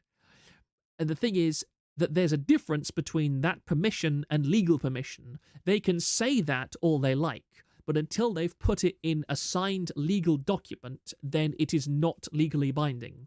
Because at any point, the artist could just go later down the line, "Actually, I didn't really mean that," because there's no paperwork to back that up. So I'm going to delete that tweet where I said I give full permission to do whatever you want with this. And by doing so, I have retroactively revoked the permission that I gave. That you're in the wrong because you assumed that that constituted a legally binding contract to use to use my artwork. And that is why you get lawyers involved. That is why a lawyer, a contract lawyer, or a copyright lawyer is involved in these decisions, who is able to say that this artist must write down in this particular legally co-signed document by all parties that they have permission, that they are giving permission to these selected parties to use this material they have created for this specific purpose. And so I think what a lot of people are assuming is that Selene had full legal permission for all the things that she had in that MV, so she had the right to post it. Now, this is something that I do disagree with, because allow me to rat myself, because I think this is a fairly logical progression of events. That Selene, who has already at this point suffered significant hurdles and has wasted $200,000 of her own money on projects in Nijisanji, is completely at the end of her tether, and right at the end, she intends this Last Cup of Coffee MV to be a send-off before she graduates Nijisanji. And so right at the end, just before she's ready to send in her graduation notice, she posts it and she says, "Hey, can I get permission for this?" And at that point, she is in such a mental state that she isn't cognizant of, she's just tired of it. Like, she's just worn out from all of this nonsense. And then she gets that message which says, "Hey, we have problems with this. Specifically, we have problems with 2 of these characters that we own. And we aren't sure about the legal permissions. We're not sure. So give us some more time after we've already buggered you about for months, maybe even years on end. Give us some more time so we can verify this." And I can see Selene looking at that and in her mental state going, "I'm checking out. I'm done with this. I'm just done. Completely. This is the end. I'm finished. That's over. I'm just completely at the end of my tether. I'm going to have a meltdown." And I don't blame her for that. Again, I think that it was the wrong reaction to have, but I don't think she should be blamed, because I think she was under extreme mental stress at that time. And what followed was She deliberately posted the music video on her own, knowing it was a violation of Nijisanji's terms, and knowing that they would terminate her, because her reactions, her responses to it are just, they're just not right. And a lot of people are angry at the fact that Nijisanji terminated her because of what she did, whereas multiple legal people have pointed out, this is not just flipping famous artist Pipgun and his ramblings by now, this is multiple people, have pointed out that what Selene said when she told people to re-upload the video constituted a major break of any kind of contract, not a black company kind of contract. I mean, if any person in the entertainment industry had done what Selene did and had told people specifically, pirate my music video, then that would constitute a breach of contract that the only response to it would be termination. There was no other outcome that could possibly happen afterwards, and if they had, for some reason, said... It put Nijisanji... I will say this to Nijisanji, that Selene's reaction put Nijisanji in a bad place where there were no good responses. It's their fault. It is their fault, absolutely. But at the same time, I don't think they could have done anything different. Luminous, yeah, her asking to re-upload ensures her firing. Absolutely. That is indisputable. It would have happened to anyone in the entertainment industry. Because a major thing to understand about copyright law, and one of the main things that people don't really get, is that companies are regarded as having a legal obligation to fight for their copyright. A lot of people get very mad at various companies for going after things like fan projects, even after the fans themselves have said things like, we are making no money off this, this is purely a fan project, we are not intending to infringe the copyright of our project or anything like that. And yet they go, oh, the company sent us a copyright strike or a cease and desist or whatever, we're really upset, we're really sad, and we have to close this down, we can't understand. We said specifically that this wasn't intended to infringe or take away business or anything. It was an act of love. But what those people don't understand, and again, I am not saying this is a good thing. I'm not saying this is a good thing.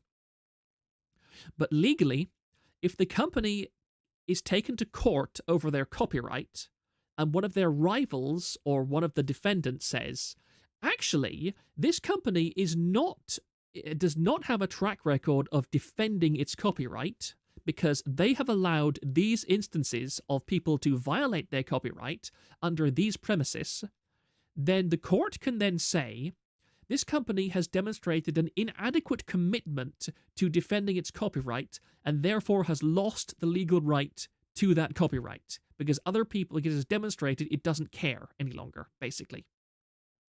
And so in a lot of cases, companies are legally required to strike down things like fan projects and so on, because if they didn't, that would then become evidence in a court of law where somebody can say, you haven't defended your copyright, therefore you don't have the right to it any longer. And I think those laws are completely insane and completely unjust. But as somebody literally said to me today, there is a great difference between justice and law. I really want to know how many projects Selene had cancelled by management and how much money she spent on each from her own pocket. Yeah, I think that's also a very good point. It's also a very good point. Sorry, just let me have a drink of water, because I've pontificated a little bit too hard, and now my throat's starting to hurt.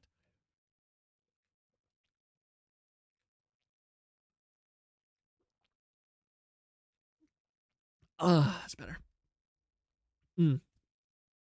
Because I think this is a much more convoluted situation than a lot of people are willing to accept, and I haven't even gotten onto the major rat thing yet. Oh, not even a rat.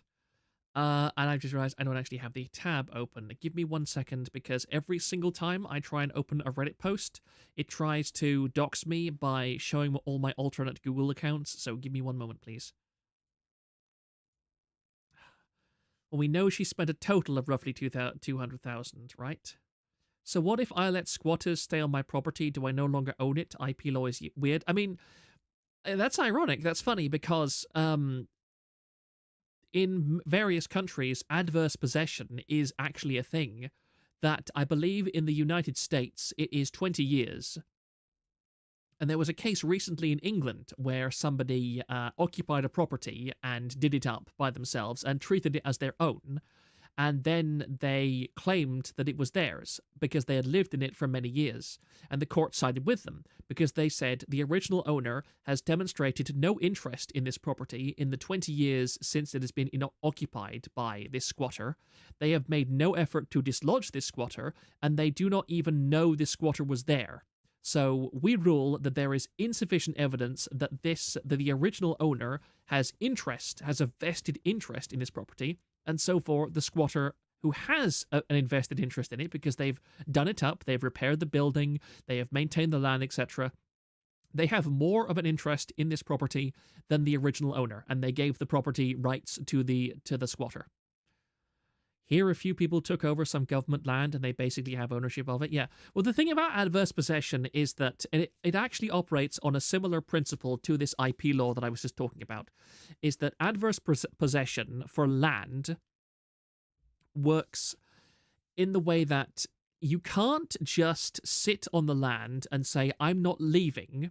And so if let's say that somebody owns a piece of property and you are a squatter. You go onto that land, and you sit on that land, and you sit there for 20 years.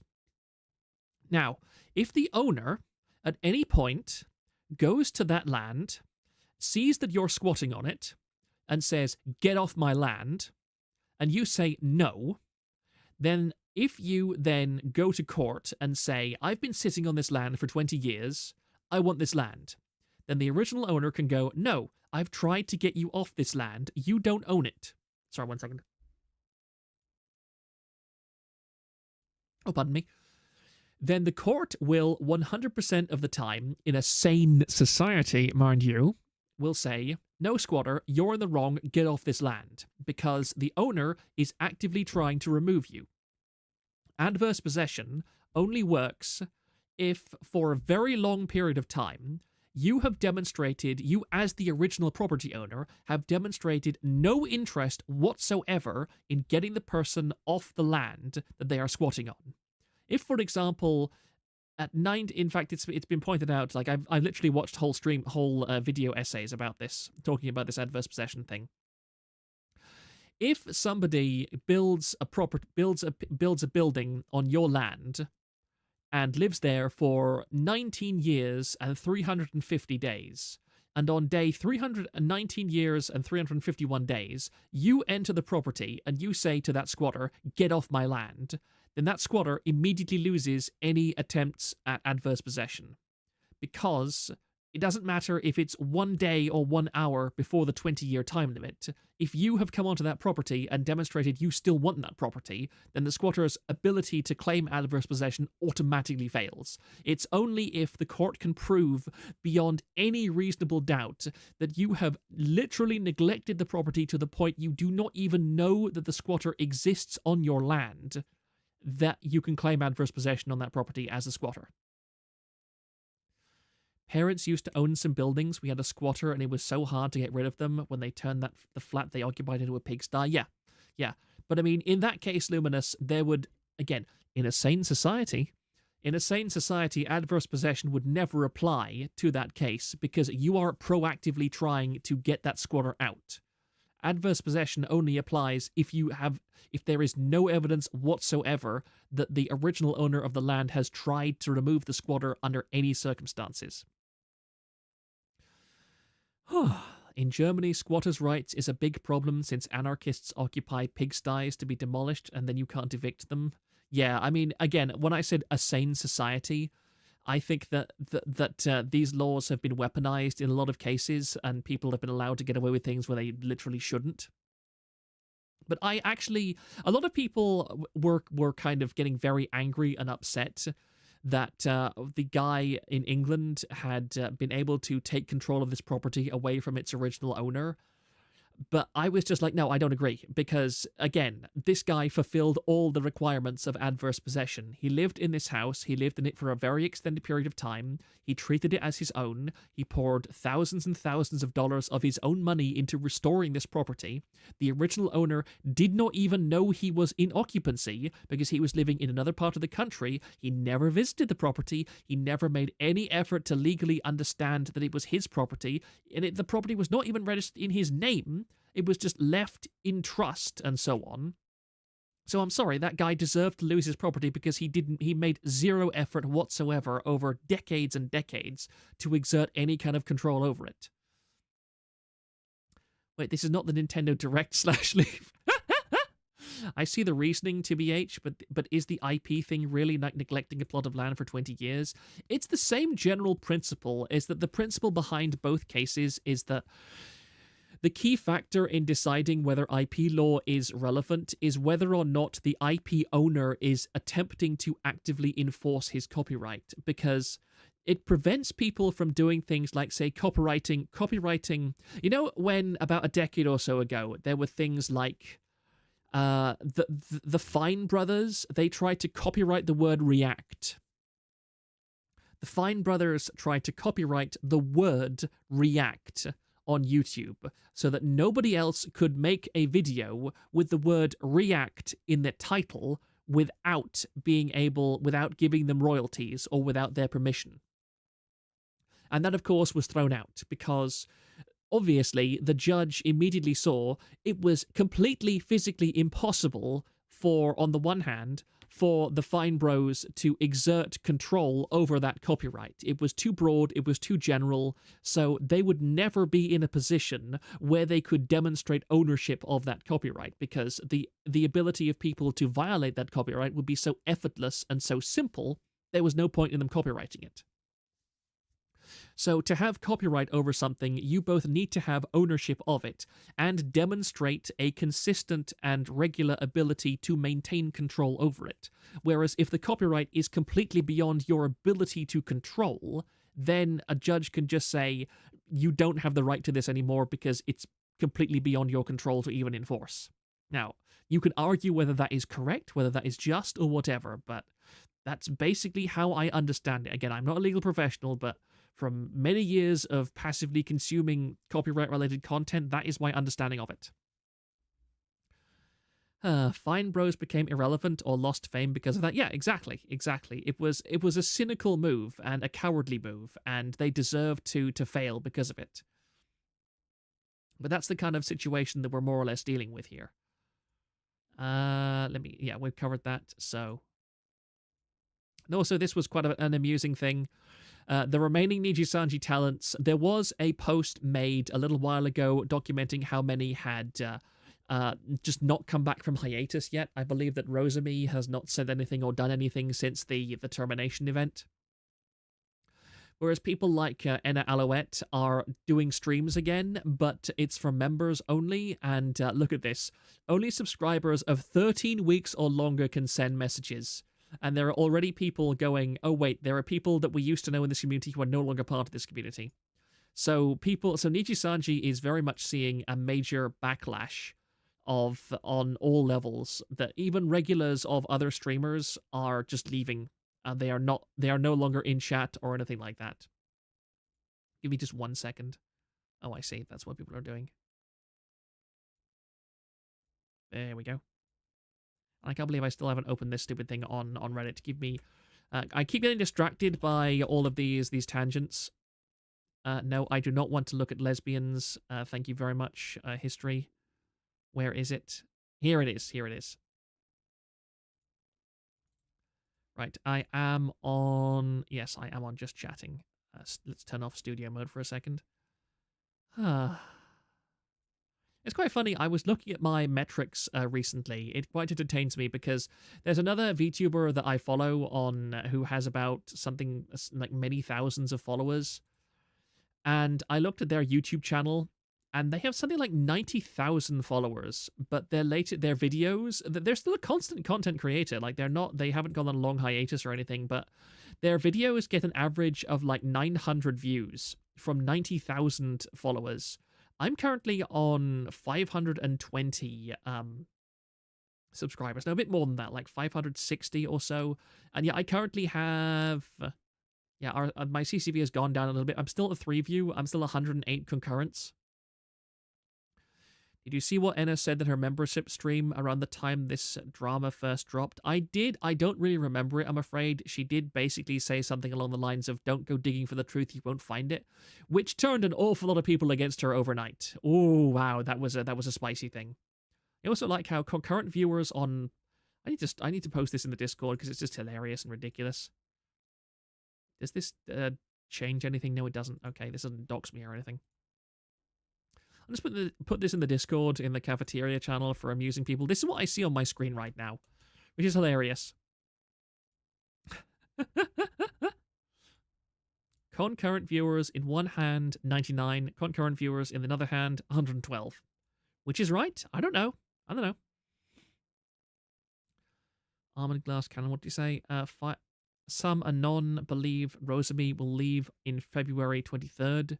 That's Friday, so if that were true, I'd imagine it would have announced it by now. Maybe, I mean, a lot of rats. I mean, we've literally had anons giving detailed breakdowns of how Vox and Luca and Enna and Illyra will graduate on specific dates, and I don't believe that. I think that at this point, there are so many different posts about how X talent will definitely graduate any day now, promise, we swear, that it's going to be like a Nostradamus thing, where some of it looks like it's true simply because there is so much information and speculation out there. But let's actually get on with this, and I guess I'm not showing anything. Oh yeah, there I work in comms. Oh, I'm logged in on my thing there. That's fine. I don't care if this thing gets shared or anything. It's literally just the throwaway that I made to chat with this guy.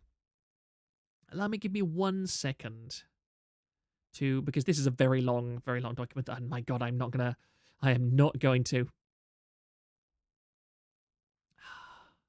Finally, oh, I think he edited this actually. Did he? Can you edit Reddit posts? I think you can edit Reddit posts. Because I think he added stuff, actually. Finally, most importantly, this statement is translated to Japanese, if everything ever laid back. Now, let me just check. When he's talking about Doki's final statement, I'm ready to move on. Yeah, that was February 14th, and this was posted 4 days ago. Yeah, so he didn't edit it. Okay, this is still current. This is still current to the time. Rosemi hasn't been totally MIA. She made 2 members' posts that seemed like shower thoughts. Okay. It's unlikely they let someone else graduate this month since Kyo left like 2 days ago. Yeah, I agree. It doesn't really make sense. You're sharing your screen. No, I'm just looking at stuff myself. Whenever I look at Reddit, I am very cautious because Reddit loves to pop up little images. If I'm logged out, it loves to pop up in my screen like log in as this account or log in as that account. And obviously, I don't want to show all my Google accounts on stream. Thank you very much. But we seem to be safe about this, which is good. Here we go. Here we are, ladies and gentlemen, exactly what you meant. I will just post a link to this in the chat as well, so that everybody knows what I'm looking at. Live streaming. Am I there? Yes, I am. Good. So everything is working properly. Again, I hate Reddit. I really hate Reddit. Pin message. So now everybody can go and read this for themselves if they like, because I think this is a very, very good... And I do not believe... I just want to make it transparently clear. I do not believe this is all true. What I think it is a very good and plausible explanation on all the multiple issues with this. I'm actually going to zoom in a bit because I don't like how tiny that text font is. There we go. So this is basically just an analysis of everything. Management reaches out to Selen's emergency contact and removes Selen's access to socials. And there's a lot of speculation here, which I'm not going to go into. Immediately, yeah, here's the most important part. Selen hires legal representation to help mediate her business relationship with Nijisanji. and both parties discuss potential next steps and remedies. Talks between Selene and management about a return break down. Nijisanji wants Selene to explain that the MV was taken down because of negligence on her part. Selene believes the management is responsible for the failure and additionally has other grievances about how she's been treated. She asked to leave Nijisanji on more neutral terms in January. Nijisanji's legal team was unresponsive after this request. Frustrated by Nijisanji's unresponsiveness, Selene's lawyer suggests she send a personal account of her experiences in Nijisanji to Niji's legal team in order to help them understand her grievances. And this here is a direct quote from their termination notice. Selene insisted that if negotiations did not progress, she would proceed to release a statement regarding her claims to the public. Now they've received a document written in a personal tone alleging all sorts of abusive practices from management and or talent and filled with potentially sensitive information about other livers. She wrote this account to document her thoughts and history with evidence during my darkest times mentally, and included in it privacy information that should not be public. Someone in Nijisanji's legal team comes to the conclusion, cynically or naively, based on ambiguous instructions from Selene, or based on bad translations from staff, it does not matter, that this account of Selene's is in fact the statement that she intends to release if she is terminated, and this scrambles all the jets. Goodness me, my throat is already collapsing. So we know for a fact that Nijisanji talents are, and indeed Hololive talents and all similar VTuber companies, they have NDAs, non-disclosure agreements, and a non-disclosure agreement prevents them from talking about internal company drama, things that would slander the company, etc., and so on. And he says, in my experience working comms during times of crisis, perfect immediately goes out the window and is replaced by quick. There's an enormous advantage of being the first actor to explain their version of events to the public, and even very experienced communication teams will make sloppy mistakes in this race to publish. With this in mind, it's easy to see how Nijisanji screwed up.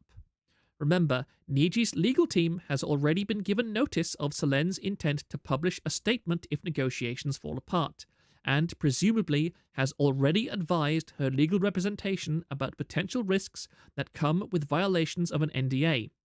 Now they see this document and have decided it's a copy of Selene's statement, so they think she's decided on publishing this even after having been warned about the consequences of violating an NDA.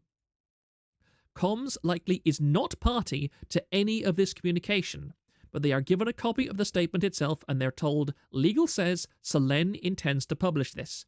And I also want to add some context here is that these people already know that Selene has tried to kill herself at least once. We don't know if they're aware this is the second attempt. What they know is they are dealing with a suicidal woman.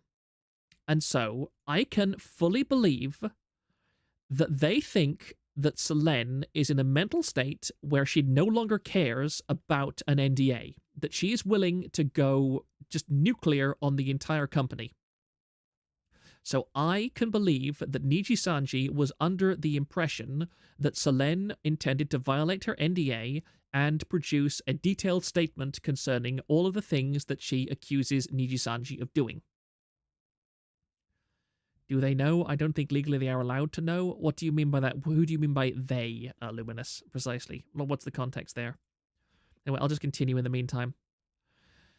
The comms team pulls up the termination notice they've already written for Selene, and they add a bunch of defensive language to get out ahead of the claims in her document. And copy like we read that earlier.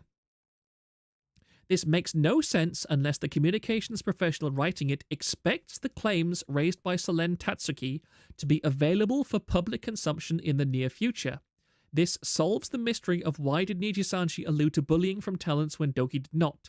Niji's legal team understood Selene's private account of her experiences to be a public tell-all account that management then instructed comms to preempt. Additionally, comms also begins to brace for Selene's statement by preparing to counter specific allegations she raises. This explains the second mystery of why Illyra, Vox, Ike, Millie, Enna, etc. see portions of Solen's documents. Comms believed that each of these talents would need to respond to specific allegations about their behavior and began prepping these statements based on Legal's failure to understand the nature of Solen's account. This makes perfect sense to me. This explains perfectly why Illyra and so on made that stream. And it explains to me why they were willing to say out loud that they were the ones that Solen, or imply at least, because they didn't say specifically, why they so strongly implied that it was Illyra, Vox, Mike, Millie, Enna, who were the ones that Solen thought were bullying her. Because they sincerely believed that any day now, any hour now, Doki Bird was going to release a statement saying, these were the ones that bullied me, this is what happened, etc., and so on. And that's why they do things like, say, where Vox says that, that's why he does that weird thing where he says, Solen recorded my audio, which makes absolutely no sense and comes across as ridiculous. But if you think that she's going to release that audio at some point, and she's going to say, this is something that I did because I was desperate or because I considered that Vox was bullying me and I wanted to take evidence of it, that makes much more sense.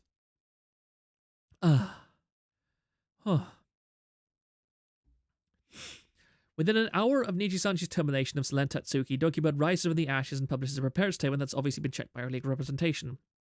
From a PR perspective, it's hard to imagine how this could have gone any worse from Nijisanji. Dokibird's statement begins with, I will not be silenced anymore, reminding the public of the still recent / Weird Solen controversy. She brings up bullying but leaves it ambiguous. Nijisanji's preemptive mention of talent seems like yet another instance of the company throwing its livers under the bus. Finally, she brings up the suicide attempt, revealing that Nijisanji covered up this serious tragedy for over a month and puppeted Solen's account to reassure the public. Seeing the massive shitstorm their failed strategy has caused, legal, talent management, and comms all begin to flail, leading to the PR disaster that was Illyra's stream. There are too many unknowns about the specifics of Solen's allegations at this point, too many parties desperate for vindication who might conceivably be in a position to dictate how the company should organize its last-ditch efforts at crisis PR. You can read Illyra's stream as a disgusting attempt to provoke Solen into revealing her grievances with Nijisanji so they can be litigated in the public square, or a talent-initiated response to their real fear of personal information being leaked that management cynically encouraged in order to deflect from their own failures, or any number of other possibilities. The bottom line is that Nijisanji's talking points do not update to reflect the new terrain of the public dispute. They continue to treat Doki as a walking and talking brand risk, despite her clear interest in just moving on from the controversy. And this just creates a whole new set of fan grievances and lurid theories of conspiracies and cliques. Not yet understanding how Nijisanji has misinterpreted her account of workplace conditions, Doki fires back on Twitter, explaining her understanding that this document was private. At this point, Doki responds to the ill-conceived Illyra stream, rightfully conveying her shock that this document was shared with other livers. She also speculates if Talon was given access to her medical records, igniting yet another round of accusations and attacks. And it's only at this point that Nijisanji realizes the scope of the miscommunication, and it's at this point they shut the hell up. 1 second.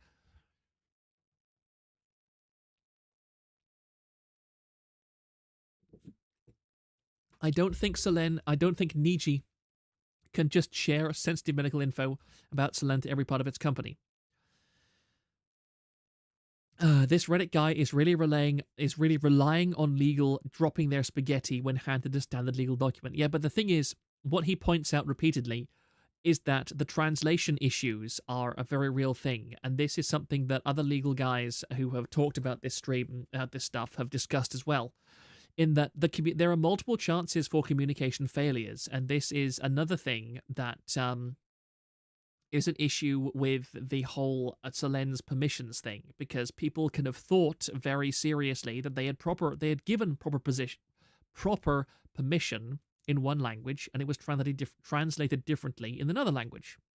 So again, I'm not saying that this document is completely true, but I am saying that it's very plausible, because it goes along with things, for example, like how PultFan described Japanese companies working, because remember, Japanese companies are very, very technologically backwards. It's entirely possible that a lot of people on the Japanese side of things were communicating via fax messages in all of this. They weren't using online means of communication. What they could well have been doing is they were consulting with legal professionals using fax machines, and then they were sending the results of those fax machines to an intern at the company or a low-level employee who had access to social media, who was able to translate it on into, say, Discord, where they were having, or in private communication with the livers. And so you've got like 3 or 4 separate chains of communication going all at once in 2 different languages. So it's extremely easy and simple for somebody to mistype something, for something to be misinterpreted. Is this the latest Nijisister Cope document? No, this is completely different. This has nothing to do with any Nijisister nonsense. And so I do believe that this has a very significant possibility of being true and factual, true and accurate. And again, I don't think it's the complete picture. I think there are many more things that can be asked. It highlights... I still find it bizarre why they have to involve livers in this problem when it was a thing between Doki and Niji. Yeah, but the thing was, CBM, that Doki Bird was alleging that the livers were involved. Nijisanji becomes involved because Selene is essentially saying that Nijisanji was aware that she was being bullied and harassed by other livers, but that Nijisanji did not effectively understand what the problem was and did not step in to deal with it. That's when Nijisanji becomes involved, because this wasn't just a skirmish between livers, if that's what happened. That she's basically saying that Nijisanji had a responsibility to fix the problem, which they did not do. Oh, this is the comms, dude. Yes, it is. Most likely since their first attempt failed. No, it's not. No, this has nothing to do... This guy has absolutely nothing to do with Niji sisters or anything like that. As far as I know, he has nothing to do with Nijisanji in any way. This isn't a cope. Niji management is tarded. Expect them to release a statement later. I mean, I hope they don't. Well, I hope they do, because it's damn good content. It really is. This stuff gets me. This stuff has consistently gotten me 3 view status for every single video that I've made on it. So I am more than happy to watch Nijisanji commit suicide on my watch and laugh at it. But I think that fundamentally, oh, it's him, then this is not the Niji-sis kind of person. No, it's not. This guy, again, I have talked to this guy in private. He has spoken to me directly. So I have far more trust in his word than I do. And again, I even looked through his post history. This is not a fly-by-night guy. This is somebody who has a very extensive amount of experience speaking with detail on a lot of different topics. So I trust him that he has, at the very least, I trust 2 things about this statement. I trust, 1, this guy is saying this in good faith. I trust, 2, that he is qualified to speak about these topics. Also, it's kind of a repeat of the strategy they use to defame Zion. Yeah, I agree. Legal Mindset also pointed out their in-house legal team could be too used to their usual duties and were professionally ill-equipped to deal with the Selene issue, literally a black swan for them. I agree with that too. I do agree with that. I think that it is very realistic. It is extremely realistic that Nijisanji interpreted Selene's document that she sent them, documenting her claims of abuse and bullying. They concluded through miscommunication that this was the document, or at least an outline of the document she intended to publish in direct violation of her non-disclosure agreement. And as a result, they had their entire group basically go, oh no, this is terrible, this is a disaster, everything has gone wrong, it's time to burn the house down. I'm more inclined to trust what he said in this case. Has Discord just... Oh, I'm sorry. Discord has just crashed. My apologies. 1 second. Let me just reload Discord. Sorry that my avatar thing has just crashed.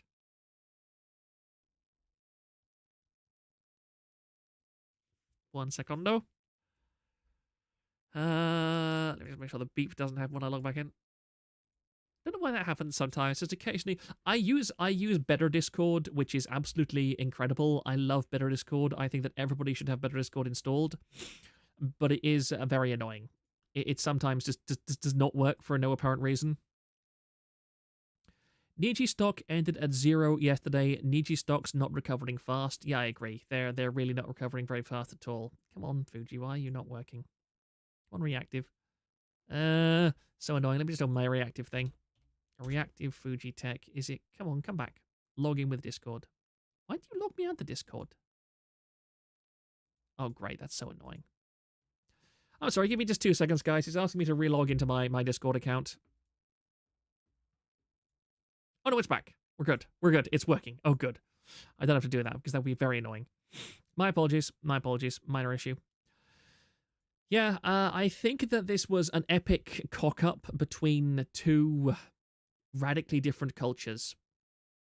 I have not been able to watch all of the legal stuff related to the Nijisanji analysis from actually, let me just check 1 second. Give me just half a second, because I wonder if that guy has gotten back to me, because no, that's not the email that I wanted. This one, please. Nope, he hasn't gotten back to me yet. That's annoying. I sent the legal something or whatever guy a message directly. I sent him an email, asked him if he would collab with me. So maybe that'll happen, maybe not. He seems to be more than willing to collaborate with people like Depressed Nosagi. So who knows? Technology is complicated as always. We could react Andy to his summary videos. I don't really like doing that. I really don't like doing that. Their help wanted posts looking for bottom tier translators makes this seem much more likely. The thing is, dominatrix,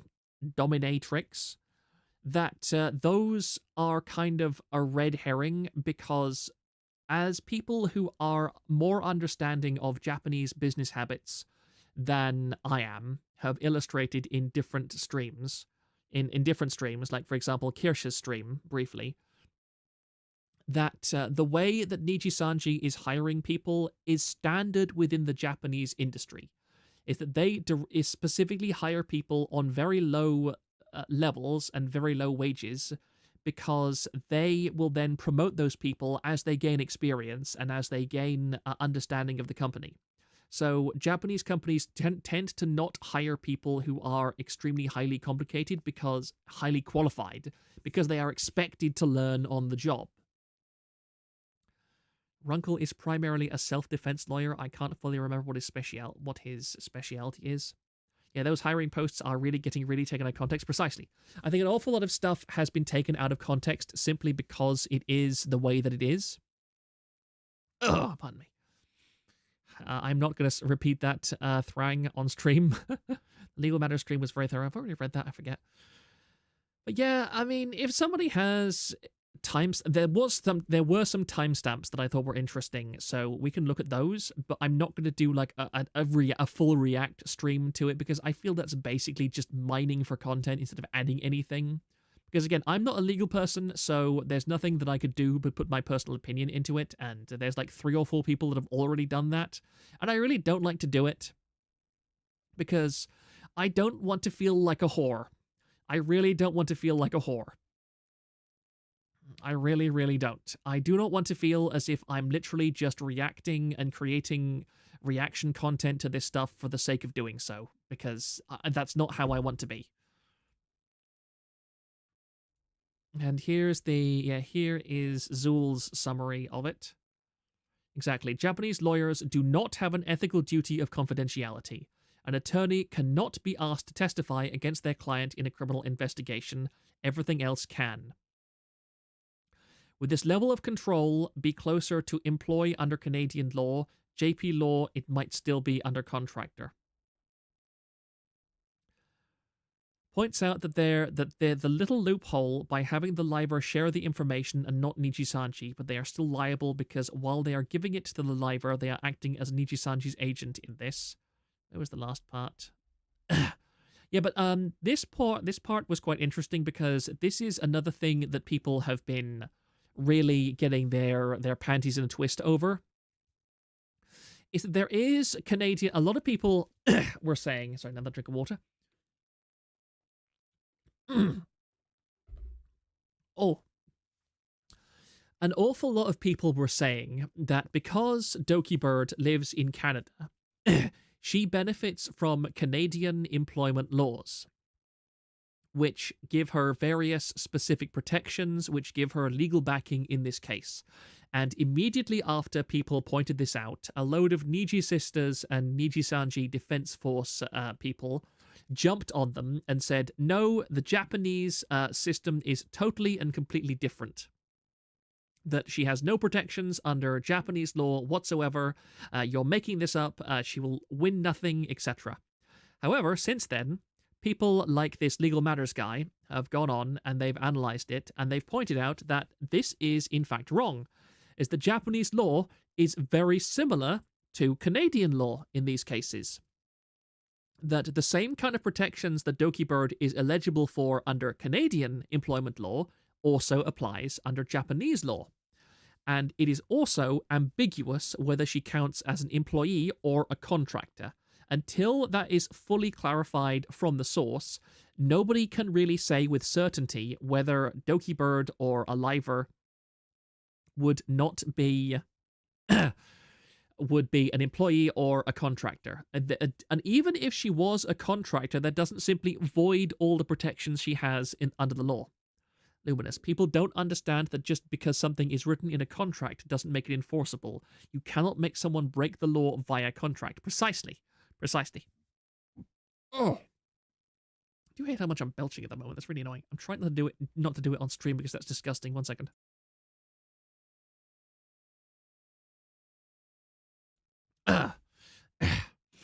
So yeah, basically the idea that Solène has absolutely no rights in a Japanese court is just flat out wrong. She has rights, we just don't quite know exactly what kind of rights yet. Yeah, here it is. It goes over what HIPA and PIPETA protects. Later, Gator makes a note of PIPA that is even more strict on privacy than PEPETA. Might have something of interest there, but past what was discussed, I don't know at this point. Also, HIPAA is only in the medical field protection, nothing else. So again, it's ambiguous whether or not... Again, from my own perspective, I think that Nijisanji was wrong from everything that I've seen to share that information with the Livers. However, under the circumstances of their perception that they were dealing with a rogue employee who was going to release stuff despite their NDA, I think they expected that what they did, releasing the information to the Livers as the lesser of two evils and a necessary thing to get ahead of the much greater thing that was going to happen when, under their expectation, Doki Bird released her exposé on the internals of the company. And they basically rolled the dice, they gambled, and they lost. They lost spectacularly. I believe the Alira video is being done as voluntold. Does this mean it volunteered? This is rather badly formatted.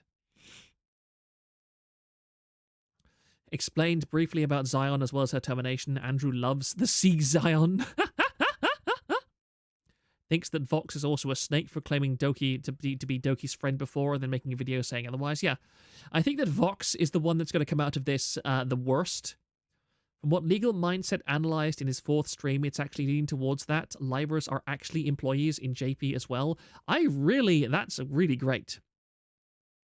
I really like that. Ignorance of the law doesn't protect them, though. No.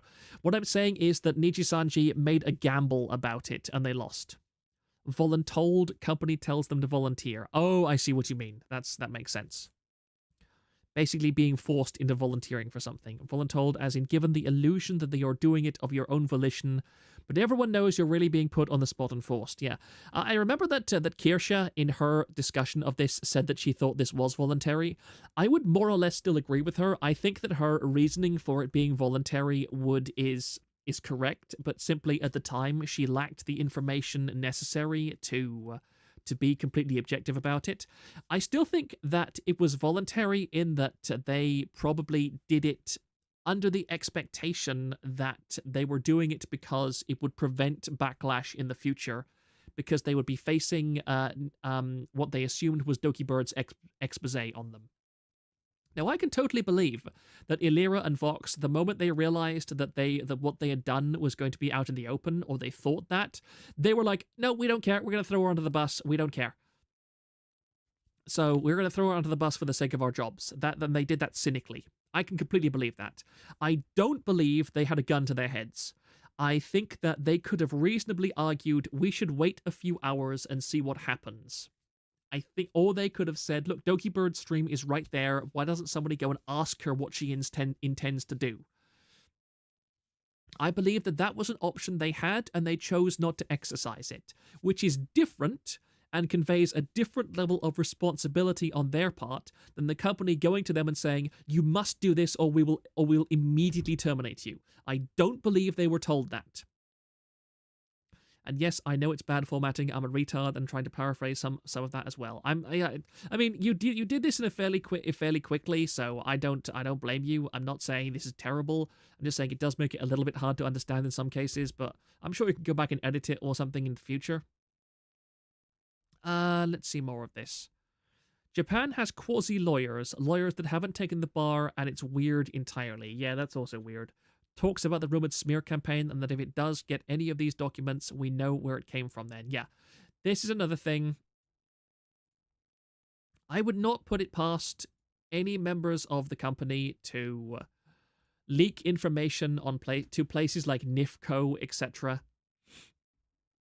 I would believe that's a possibility, and I think that if we do start seeing any credible information, then it's going to be from some liver that decides to just post it on NIFCO under an anonymous account and go, yeah, trust me, bro.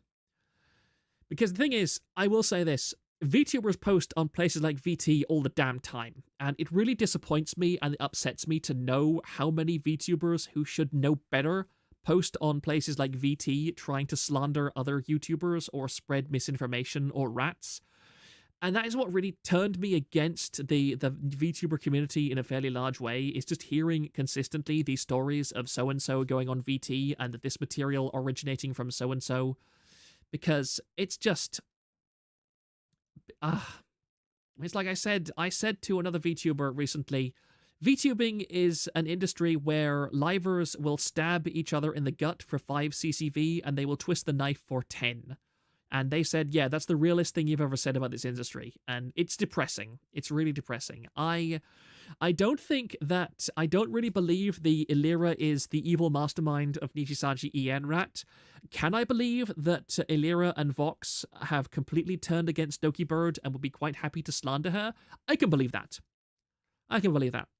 But it's so fun. Humph woman? Yeah, humph women, exactly. Women are petty, and they are catty, and they are aggressive, and they like to strike first, and they like to strike hard. Men are dogs, women are cats. It's that simple. And there is an objective benefit to gossip in the VTuber industry, because if you gossip, you can spread rumors about other people, and so other people will stop watching them, and every person that stops watching another liver is someone who might turn around and start watching you. So that's to your benefit. And that's what I don't like about VTubing, in that there is so many concrete incentives to be an asshole. There is no incentive to unity. No incentive whatsoever. You have to really work at and cultivate a friendship over a long period of time, and that's a hell of a lot harder than cultivating enemies and spreading rumors and generally acting like a very nasty person. Doki Bird's Twitch stream has 20k CCV. She's currently averaging 20k CCV since she returned. Yeah, exactly. And put yourself in the mindset of somebody like Illyra and Vox, who, are pretty popular. Imagine them seeing Doki Bird doing her thing, being terminated. Basically, because again, as I said earlier in the stream, Doki Bird did something that was technically wrong and got terminated on a justifiable cause for it. I don't think you read what I read about Ozu Proctor. Could you, Doku Brain, could you tell me exactly what that was again? Because I don't know exactly what you're talking about. if you could link me to that on Discord, or just ping me on the you can literally just post in the thread and at me and say this is what I'm talking about. Because I have another couple of tabs, but I'm not entirely sure if your material is exactly it. I mean, look at Illyria and Vox in that Dokibird has done something that got her terminated. She broke rules pretty dramatically by advocating for piracy. And then she was able to ride that train all the way to 120,000 CCV on her return stream. And then an average of 50k CCV for the first few streams after that, and now down to quote-unquote to 20k CCV, which I'm pretty sure 20k CCV is more than even Vox has ever gotten on any of his videos by a very large margin. And she is already getting collabs. She got collabs with like Uto and I forget who else. And then a whole bunch of places that stock Nijisanji merch came out in support of Dokibird. And I can completely understand. Again, I don't like it. I think it's petty.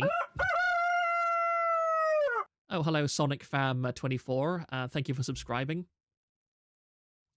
I can totally understand it that they are flaming mad about this, and they are very petty-minded, and they want to destroy Dokibird for what she did. But I think there's a difference between that pettiness and Illyria and Vox being some kind of secret cabal of ultra-privileged managers within Nijisanji EN. I don't believe that at all. I think that's stretching things to its logical conclusion. These alerts are so autistic. I love the alerts. I really love the alerts. This is why I watch Twitch as opposed to YouTube, because I like the fact that Twitch feels like it's interacting so much more with the streamer. You can interact with the streamer on so much more of an effective way. Do we need a rooster interrupting the flow of stream to tell people someone subscribed against their will? 18k on with Filion at the moment. She collabed with unnamed, formerly Yugo Asuma. Yeah, that one. Well, you are kind of writing fanfic right now. I mean, I know I'm writing. I think that it's a plausible. I think that it's plausible, but again, I think that it's more plausible than the Illyria is mad.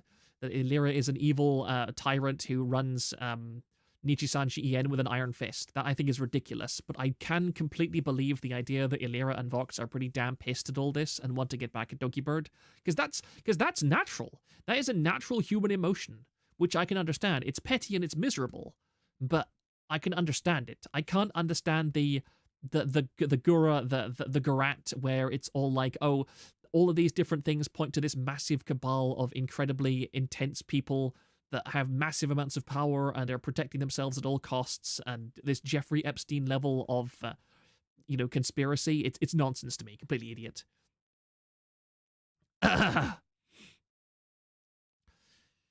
Key jangling and subway surfers to concentrate.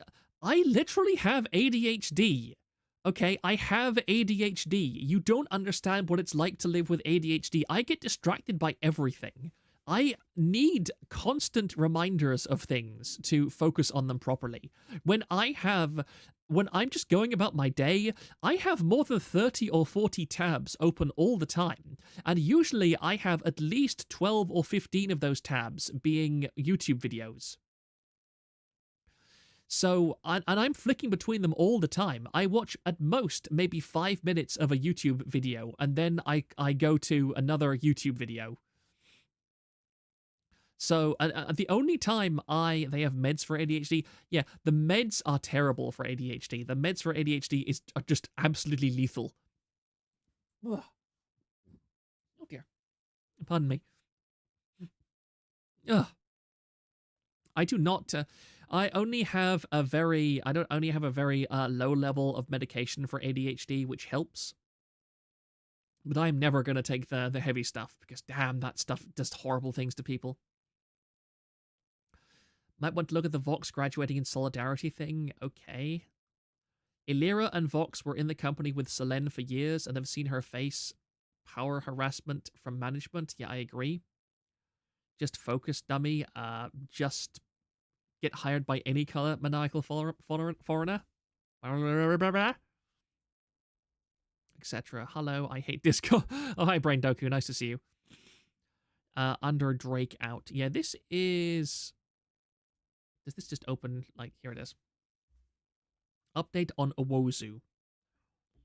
Confirmation on blacklists, hiring a groomer manager, and mistreatment. All their accounts got seized and their passwords changed. Karma's had all her payment and legal documents, which she can't access now. Kendu Babiniku brought on board because of his relationship with Chessie. This is Wactor stuff, by the way. Oh wait, is it Wactor stuff? Oh, I see. No, it's not Wactor stuff. My apologies. This stuff. I'll be honest, Brain Doku. I have not kept up with this very much. Maybe it deserves its own thread. It probably does at this point, but I don't really know anything about this right now. The meds I had for my ADHD could have given me a heart attack had I not told my mom as a kid. Yeah, I was put on ADHD medication, like the methamphetamine derivative stuff, when I was like 6 or 7, and my mother took me off after about six months because she said this was terrible.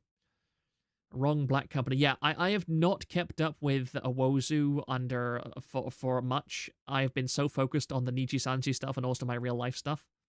Brown company, just the part about slandering to gain views. Okay. But this is definitely something that just to kind of to tangent on this topic, I am very much fascinated by all of the drama within the Latin American and Spanish VTuber communities. BB, who I watch quite a lot of, she did about a week or so ago, she did a stream, I'm not sure if it has a VOD or anything, where she was talking with one of her friends about all of the dramas that was going on in the Latin American side of the VTuber community. I wasn't able to catch very much of that, sadly. I was only able to catch like an hour or so, but I found it pretty fascinating, and I actually contacted her after that stream, and I asked her, would you be okay to collab with me at some point and have a more structured and organized stream talking about these things, because I really do find that stuff fascinating, because the Spanish VTuber scene is just crazy. It's completely insane. The stuff that people are alleged of doing is amazing. It's only going to get worse, but thanks Avil for the Groom Core announcement before Talents. Oh yeah, isn't he making like a Discord for Spanish VTuber fans before he even debuts the Spanish VTuber Talents? Happy the last Hololive drama was Mel's termination, which was very tame. Yeah, Hololive is a great example of how to terminate talents. Hololive did it very well with the terms of Mel. Before I got my autism diagnosis, the doctors thought I had ADHD and gave me Ritalin, and it made me freak out. Yeah, it is. Ritalin is a brutally powerful drug. It is a pretty high-strength amphetamine, and so you're basically giving yourself speed. Kirsha is doing an offline Discord stream with Nin playing Cook Serve Delicious. I'm so jealous. I want to play Cook Serve Delicious with Kirsha so much. Maybe someday our relationship will get that deep. Mel, and before that it was Vesper and Magni. Yeah, I really want to know more about Vesper and Magni's graduation from Hololive, because it's so strange. Like Vesper, aka Radon, or however you pronounce it, has just gone weird since then. He's gone back to being an orc, and like he doesn't stream as much as far as I know. His CCV has gone back to like pre-Hololive levels. He doesn't really seem to make a greater big deal of effort into streaming any longer from what I've seen. Whereas Magni is just weird. That dude is weird. Like he's gone mega Kuma. I've seen some of his stuff. Apparently he's cross-dressing too? He's a very strange guy. I just don't like him. I thought that him as Magni Desmond was a good fit. He seemed to be pretty decent as Magni Desmond, but everything that I see from him as his alternate personality, as his real life personality, the guy is just so mega thirsty all the time and everything. His content is really degenerate. I don't like it at all. I think Hololive may have unironically have gotten the better deal out of it, because I don't know. Magni's PL just seems like the kind of guy who will eventually have a cancellation document coming out about him. Magni has always been a bit of a femboy. Sad in many such cases. He is bi. That is why. My rat, they got into an accident and therefore can't perform idle duties. That was a rat for a while. I don't think there's any evidence of it. Wasn't he Yagu's darling? I really hope not. And Californian. I'm sorry. There's no hope for him.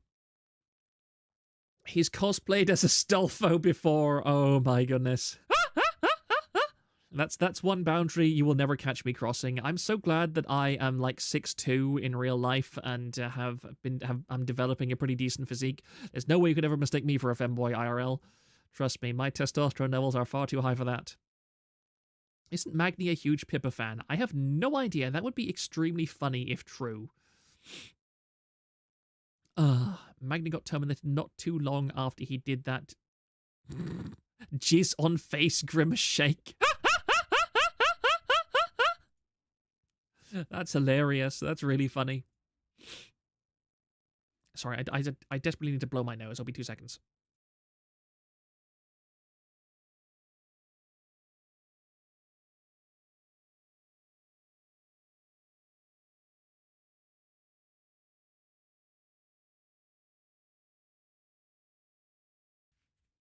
Vespa likes Pippa. Oh, that's good. Astolfo is a lady killer in canon, though. I mean, look, guys, let's be honest. A lot of women like femboys because they feel safe around them. I will say this: conventional masculine culture is dreadful. I listen to Kirsha talk about the masculine boyfriends that she's had, and I'm just disgusted at the way that they act and that her experience with dating sites and so on.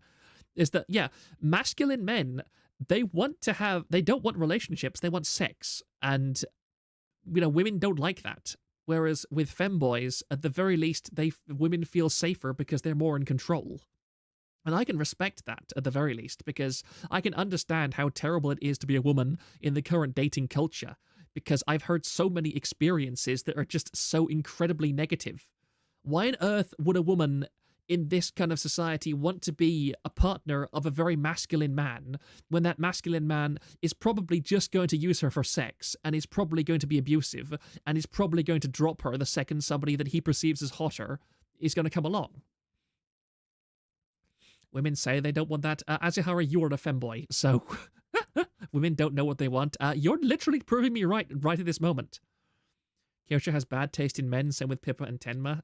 I mean, I think Kirsha's only problem is that she is far too forgiving with men. This kind of stuff that she has endured for the men that she's liked is terrifying to me. I think that she should be, but again, I'm demanding that she do something that would be natural for a man, but is unnatural for a woman. Kirsha's actions and attitudes towards men are pretty normal.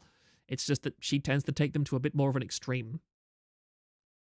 Sex in the perspective of women find it gross, giving the perception that women are not as horny as men. Femboys aren't any better. Did you miss the Aster thing? Yes, I don't watch Aster, so I have no idea what Aster does or anything like that. But let me look back at this, because there was one or two more things. Yes, here is some more interesting stuff, which I'm going to have a look at now. Just one moment before I set this up, because so this is a 3-hour stream, 45 to 49. I am going to listen to this, because again, I need to take another very quick break, so I will use this as background for that. So this is 45 to 49. Let me just check the sound levels. And personal information is broad. If you look at the definition, personal information is any information that can be used to identify a living individual, either a single data point or combined data points, including digital and physical. So name, email address, date of birth, all of that, including information that has been slightly coded, such as numbers, symbols that are generated by a computer and used for identification. Anything that can identify you, including a fingerprint scan. This is very, very, very important. Now, of course, as mentioned, similar to Canada, what would happen if you sue under that? Well, number one, the business might not even get fined. They might just get a warning, right? They might just be told, hey, don't do that again, or hey, change what you're doing. But they could be fined, it's possible, and they could be, of course, punished. However, the issue is because everybody is a different independent contractor, right? Every single employee is a different independent contractor. It's not like they're going to say, well, you can't do business with these individuals anymore. That's not how it's going to go, because they're not setting up a subsidiary in another country. They're not setting up a subsidiary in, let's say, the UK just to hire Vox, right? They hire Vox because they want to hire Vox. They don't have to set up a whole office there. They don't have to put assets in the UK. They can keep all of their assets in Japan. And the reason why, though, that Japan might be a better venue is because all of Nijisanji's assets are there. So if you wanted to sue and actually get anything, the only place we'd have a chance is in Japan. However, the cost of litigating in Japan, or the cost of trying to go get that, is going to be expensive. So just understand, while I don't advocate litigation, it would still be possible under the privacy rubric in Japan. So Japan's privacy laws are very similar to Canada. So also open up some options for suit there. Ronan says, dare you to make that your ringtone? No. Papeda. Oh, wait, not going to lie. Appy Papeda sounds like a VTuber name. It's very true. It's very true. Shameless plug incoming. Yes, our game is planned to be released in 2025. We're looking for certain creators to enter sponsorship. Since you asked, shameless plug, call it marketing. Well, once I see what it is, and you, if you're able to like send me a beta copy or something that I can try, because of course I never, for those who don't know me, I never sponsor or shill anything unless I've tried it myself. So yeah, if I tried it out and played it and it was cool, I wouldn't mind bringing it up on the channel. Absolutely. I'm back. Kieran for Singator 10 says, one day Yagu best girl idol and sing money on stage. One day he will have this is really a annoying. fest with all Menders together. Antis will get mad, but Parasocial cover his Hollow Stars a ton. Not gonna stop now. Well, you know, if I get to, it'd be cool to meet Yagu. I bet that'd be a good interview if I interviewed that guy. That'd be really great. Of course, people are always scared to let a lawyer interview somebody. They're always like, you're a lawyer? We're worried now. All right, so here we go. We have Google. We're going to move on to defamation. Now, defamation is when you have something false, something untrue that is usually said about somebody, or something that's damaging to the individual or brand. It's only about another minute or so. So what we have here is a difference, a huge difference in the defamation law in Japan. So one thing, and this is a great article that I think people have mentioned, 1.5x. The defamation laws are much crazier in Japan. So for example, Google Japan ordered to remove reviews based on thin evidence, right? So based on an affidavit that was signed by a doctor, a medical clinic, which said, so the person that got a bad review, the doctor who works at the clinic, signed an affidavit saying the review is untrue. And that was enough for a court to order Google to remove 2 reviews. That is massively different than the West. The West, we have a lot of freedom of speech, freedom of critique, but this really in Japan is a massive difference where it can be true. It can even be something that they genuinely believed, right? However, you've got to go and remove it now. Yeah, so that's basically reinforces what Connor was saying earlier. And I will just refresh this page because I was told there's new stuff. So defamation and social media, privacy laws on social media, copyright law, JP labor law. Ah, this is interesting. Employee contract 30845. Right, that's the one that I'm quite interested in. This is an attempt to timestamp and to skip a lot of the super chats reading. Yeah, the super chats reading is very annoying. I wish he would just stay out. This is not the kind of stream that I would do where I would be reading super chats if I got, you know, more than a couple. Here we go. So 308. 308. 30831. That's close enough. That is a key distinction there, right? So sorry to bug you. Did you get to review the contract versus employee differences? This is one that I'm very interested in. Let me just put it right here. So let me show this thing here. So this is many of you look this up. Oh wait, I'm being an idiot. Sorry, just give me 1 second. Sorry, I hope the audio didn't go weird for anybody, because I modified my audio tabs for a second or two, so you might have been hearing reverb there for some reason. I apologize for that. I'm surprised nobody pointed it out. I'm going to just get this extra information here. It's Maybe a little you bit didn't hit extra my noise information gate. from a law firm. So, what is an employment contract? An employment contract involves a worker being engaged by an employer to carry out work. If you fall under the definition of worker, that i.e. employee, right, you will be entitled to the Labor Standards and Labor Contracts Act. So an employment contract involves a worker being engaged by an employer to carry out work in exchange for remuneration paid by the employer. Right. If you have an independent contractor agreement, it's not strictly defined under Japanese law and it's wide in scope. It typically involves a sole proprietor carrying out specific work in exchange for money paid by the party. The key differences is, unlike in employment contracts, independent contractor agreements do not involve superior subordinate relationships and are often entered into between workers, Rurasha, and employers, Shiosha, but rather between two independent businesses. In other words, if you're entered into an independent contractor agreement, you're not a worker for the purposes of Japanese labor law, and you will not be entitled to the various protections and rights provided for in the Labor Standards Act or the Labor Contracts Act. So your protections are much smaller if you are falling under those provisions. I agree. This guy has a terrifyingly small chin. Well, what if I sign an agreement entitled independent contractor? Just because the document is entitled that does not mean you are not entitled to the rights of a worker. Whether you are a worker does not depend on the formalities of the contract or whether key elements of an employment relationship existed. Guys, how do I know this stuff? How do I know this stuff? Your mindset senpai here knows this law, right? I told you guys. I told you guys. And I like this. I love this.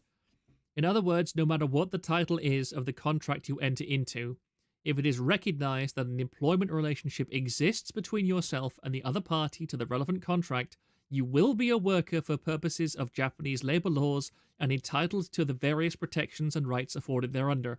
Therefore, basically, the argument that Selen is a contractor and not an employee just does not hold weight, because this is very clear here. And I would say, as a completely untrained legal individual, Selen, if she did pursue legal matters in Japan, any Japanese court would probably say, yeah, you definitely fulfill the criteria for being considered a worker, which is literally what she was. She was working for Nijisanji, she was doing projects for Nijisanji, and all that kind of stuff. Nijisanji can't wiggle out of this. It's very self-evident right there on the paper. Proctor, you're supposed to commentate. This ain't a you laugh, you use compilation. Shut up and wait. See, the thing is, there's not really much that I can commentate on right now because he's talking in a train of thought. So, I mean, I pause it to talk, and why am I even trying to explain this to you? I'm sorry. But again, this stream is far too long for me to adequately summarize, and I'm not going to bother, but this was the major thing that I wanted to focus on, which is exactly what I found. JP labor law, employee contract, yes. Let's just see if he says anything more. I'm going to put this on to 1.5 speed for this, so we can see. In other words, no matter what the title is, if it is recognized that an employer relationship exists between yourself and one party, you will be a worker for the labor laws and entitled to the rights. Here we go. Let's read the factors. Let's read the factors. And if these factors exist, then Doki is an employee. Let's read the factors together, okay? Factor number 1. There is no freedom to accept or reject work requests. Yeah, in Nijisanji, they literally say that you have to stream a certain number of hours each week. So that's a requirement right there. Nor the instructions for how such work is to be completed. So, was Doki being told how to do her work? Yep, because that's we know that it's baked into their contracts. They have to stream a certain number of hours each week. That's a standard for pretty much every VTuber contract. Yes. Was she given instructions? Yes.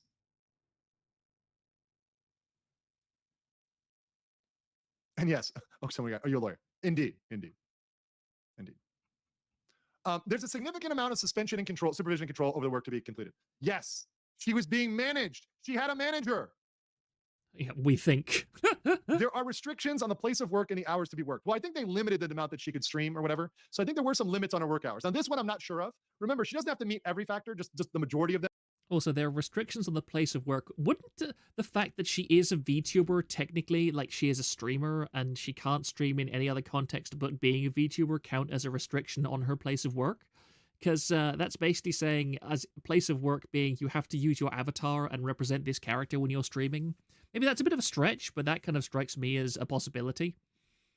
Them, but I think there were limits, right? Guys, are there limits? The restriction for days? Restriction for days. Clearly, definitely, clearly. Oh, big yes. So, okay, so she meets this one. Wages are paid.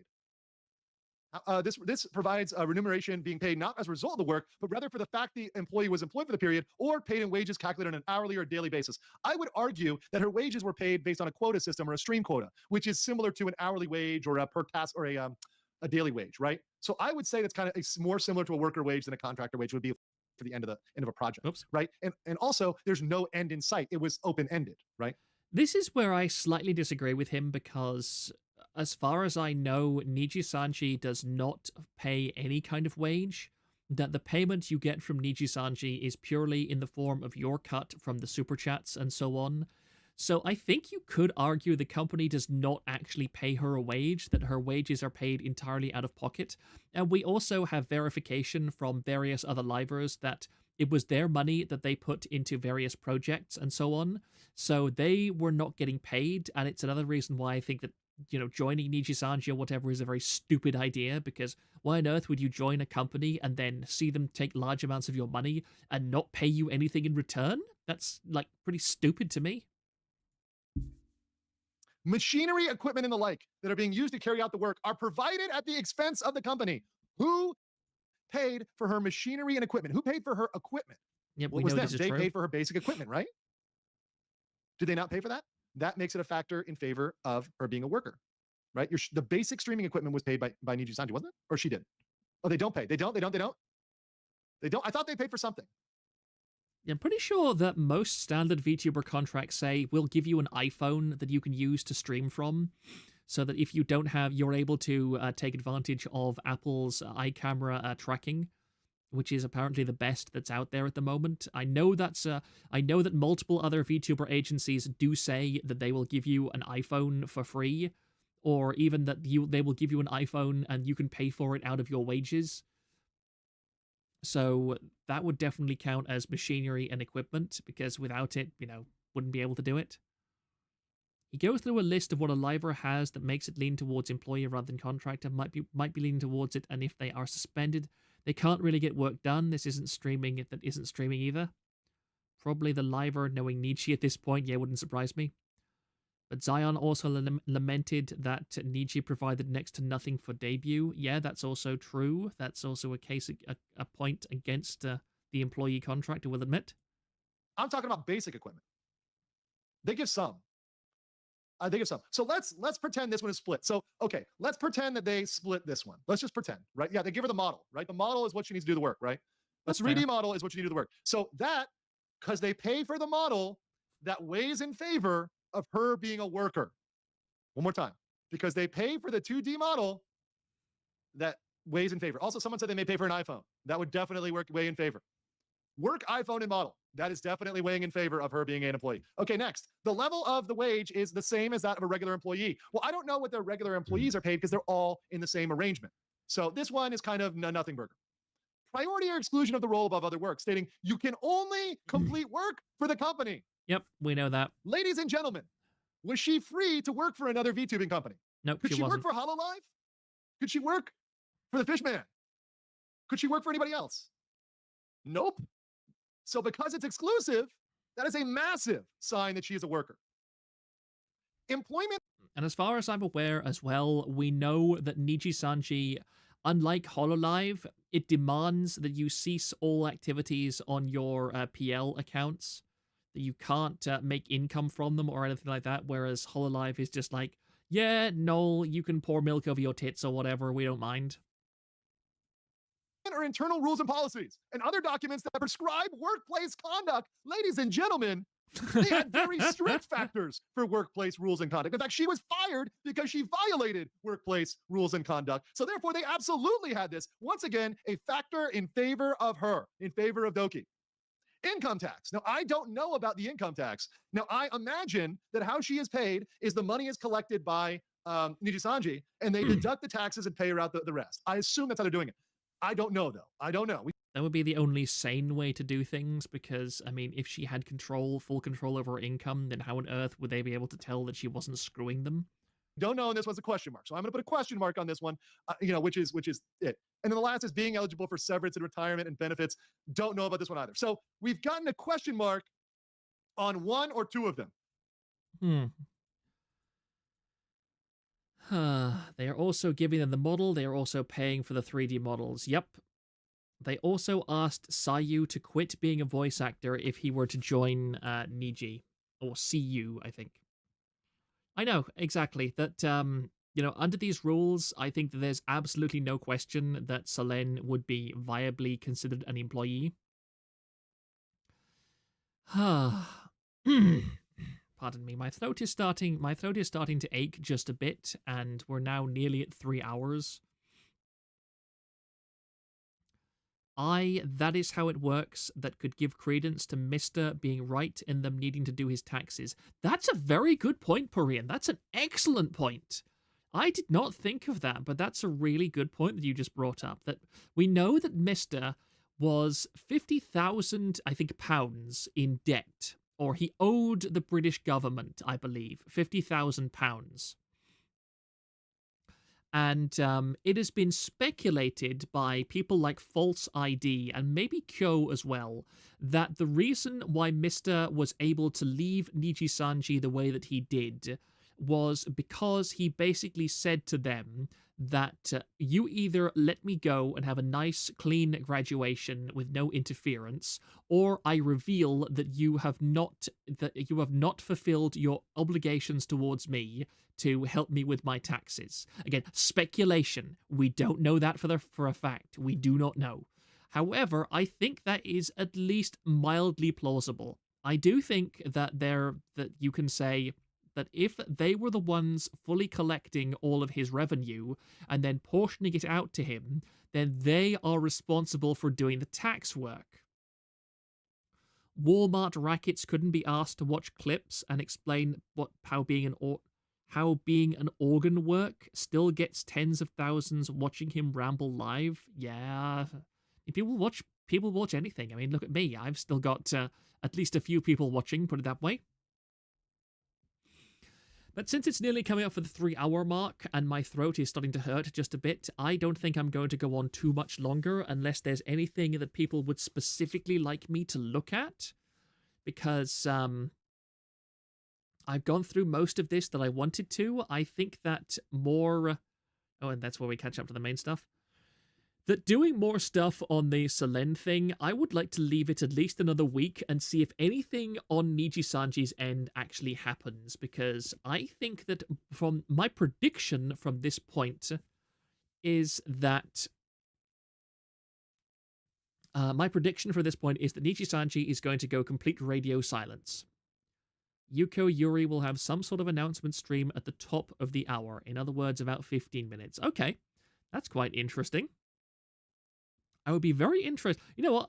If Yuri... If Proctor goes to sleep, that means Yuko is dead. I am not going to sleep. Trust me. I am not going to sleep yet. I am definitely going to have a shower now. I'm going to have a shower, and I am also going to get myself something to eat because I'm quite hungry.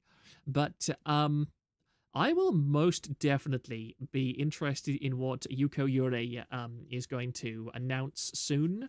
So if people could ping me on the Discord when she goes live, I would really appreciate that. Hello, Super Duper. You have literally come in just as I was about to end the stream. So that was clever of you.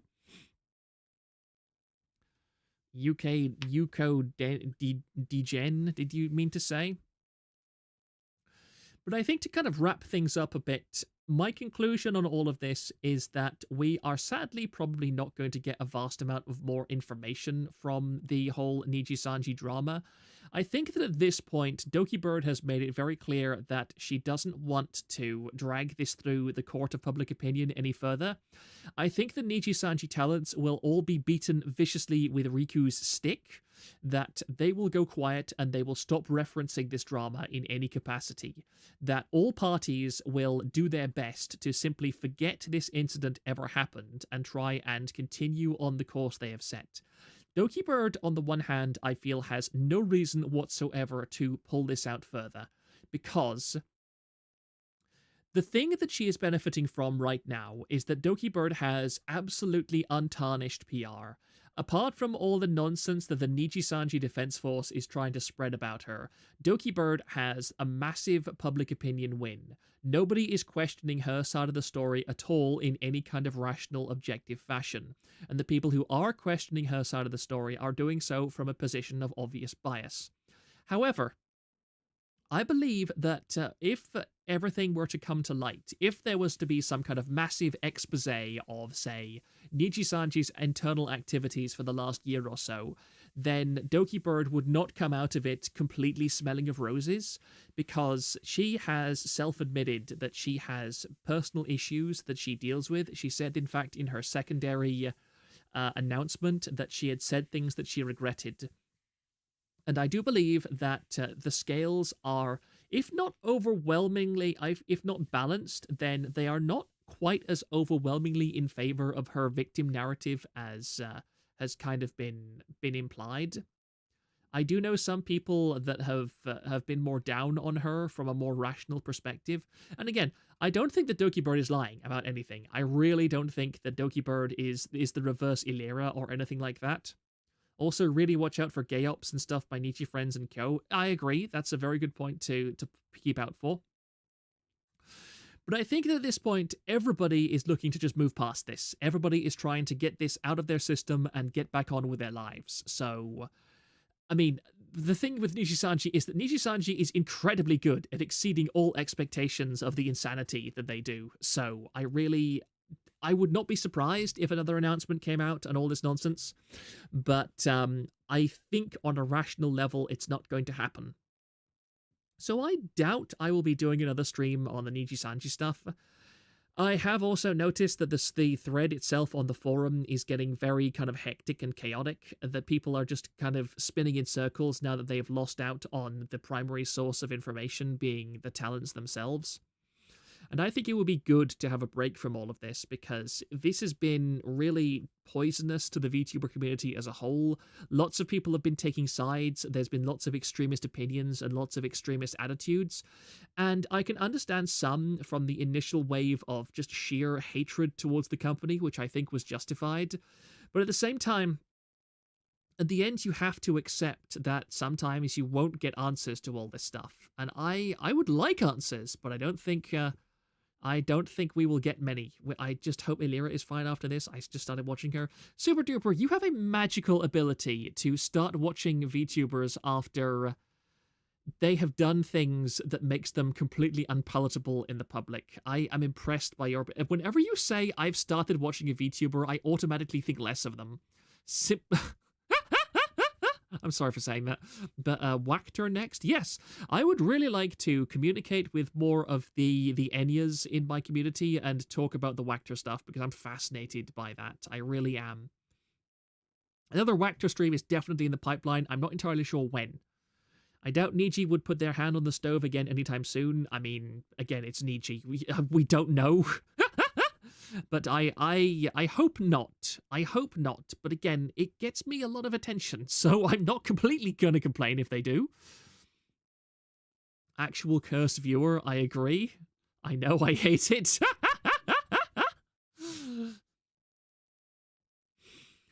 But anyway, guys, again, I am going to get something to drink, and I'm going to get something to eat now, and I really appreciate everybody who is super duper, literally the guy who is just typed right now in the chat, Megdalanus Rex. But I really hope that that I will have some more interesting things to talk about very soon. And I really hope that that nothing big happens, so I can do the migration on my forum, and we can just get over this stuff. We can get off the cloud hosting, and we can get onto our solo stuff, so I can do so much. Big wake up, it's Enya drama stream time. Have a nice day or night, I guess. It's 12:53 at the moment, so it's nearly 1 a.m. where I live. Thank you all for your time, and I will most definitely see you soon, TM. Good night for now. I will probably be around in Discord to talk about the Nijisanji stuff, not the the Yuko Yuri stuff. Good night for now. I'll see you all Wednesday, I guess.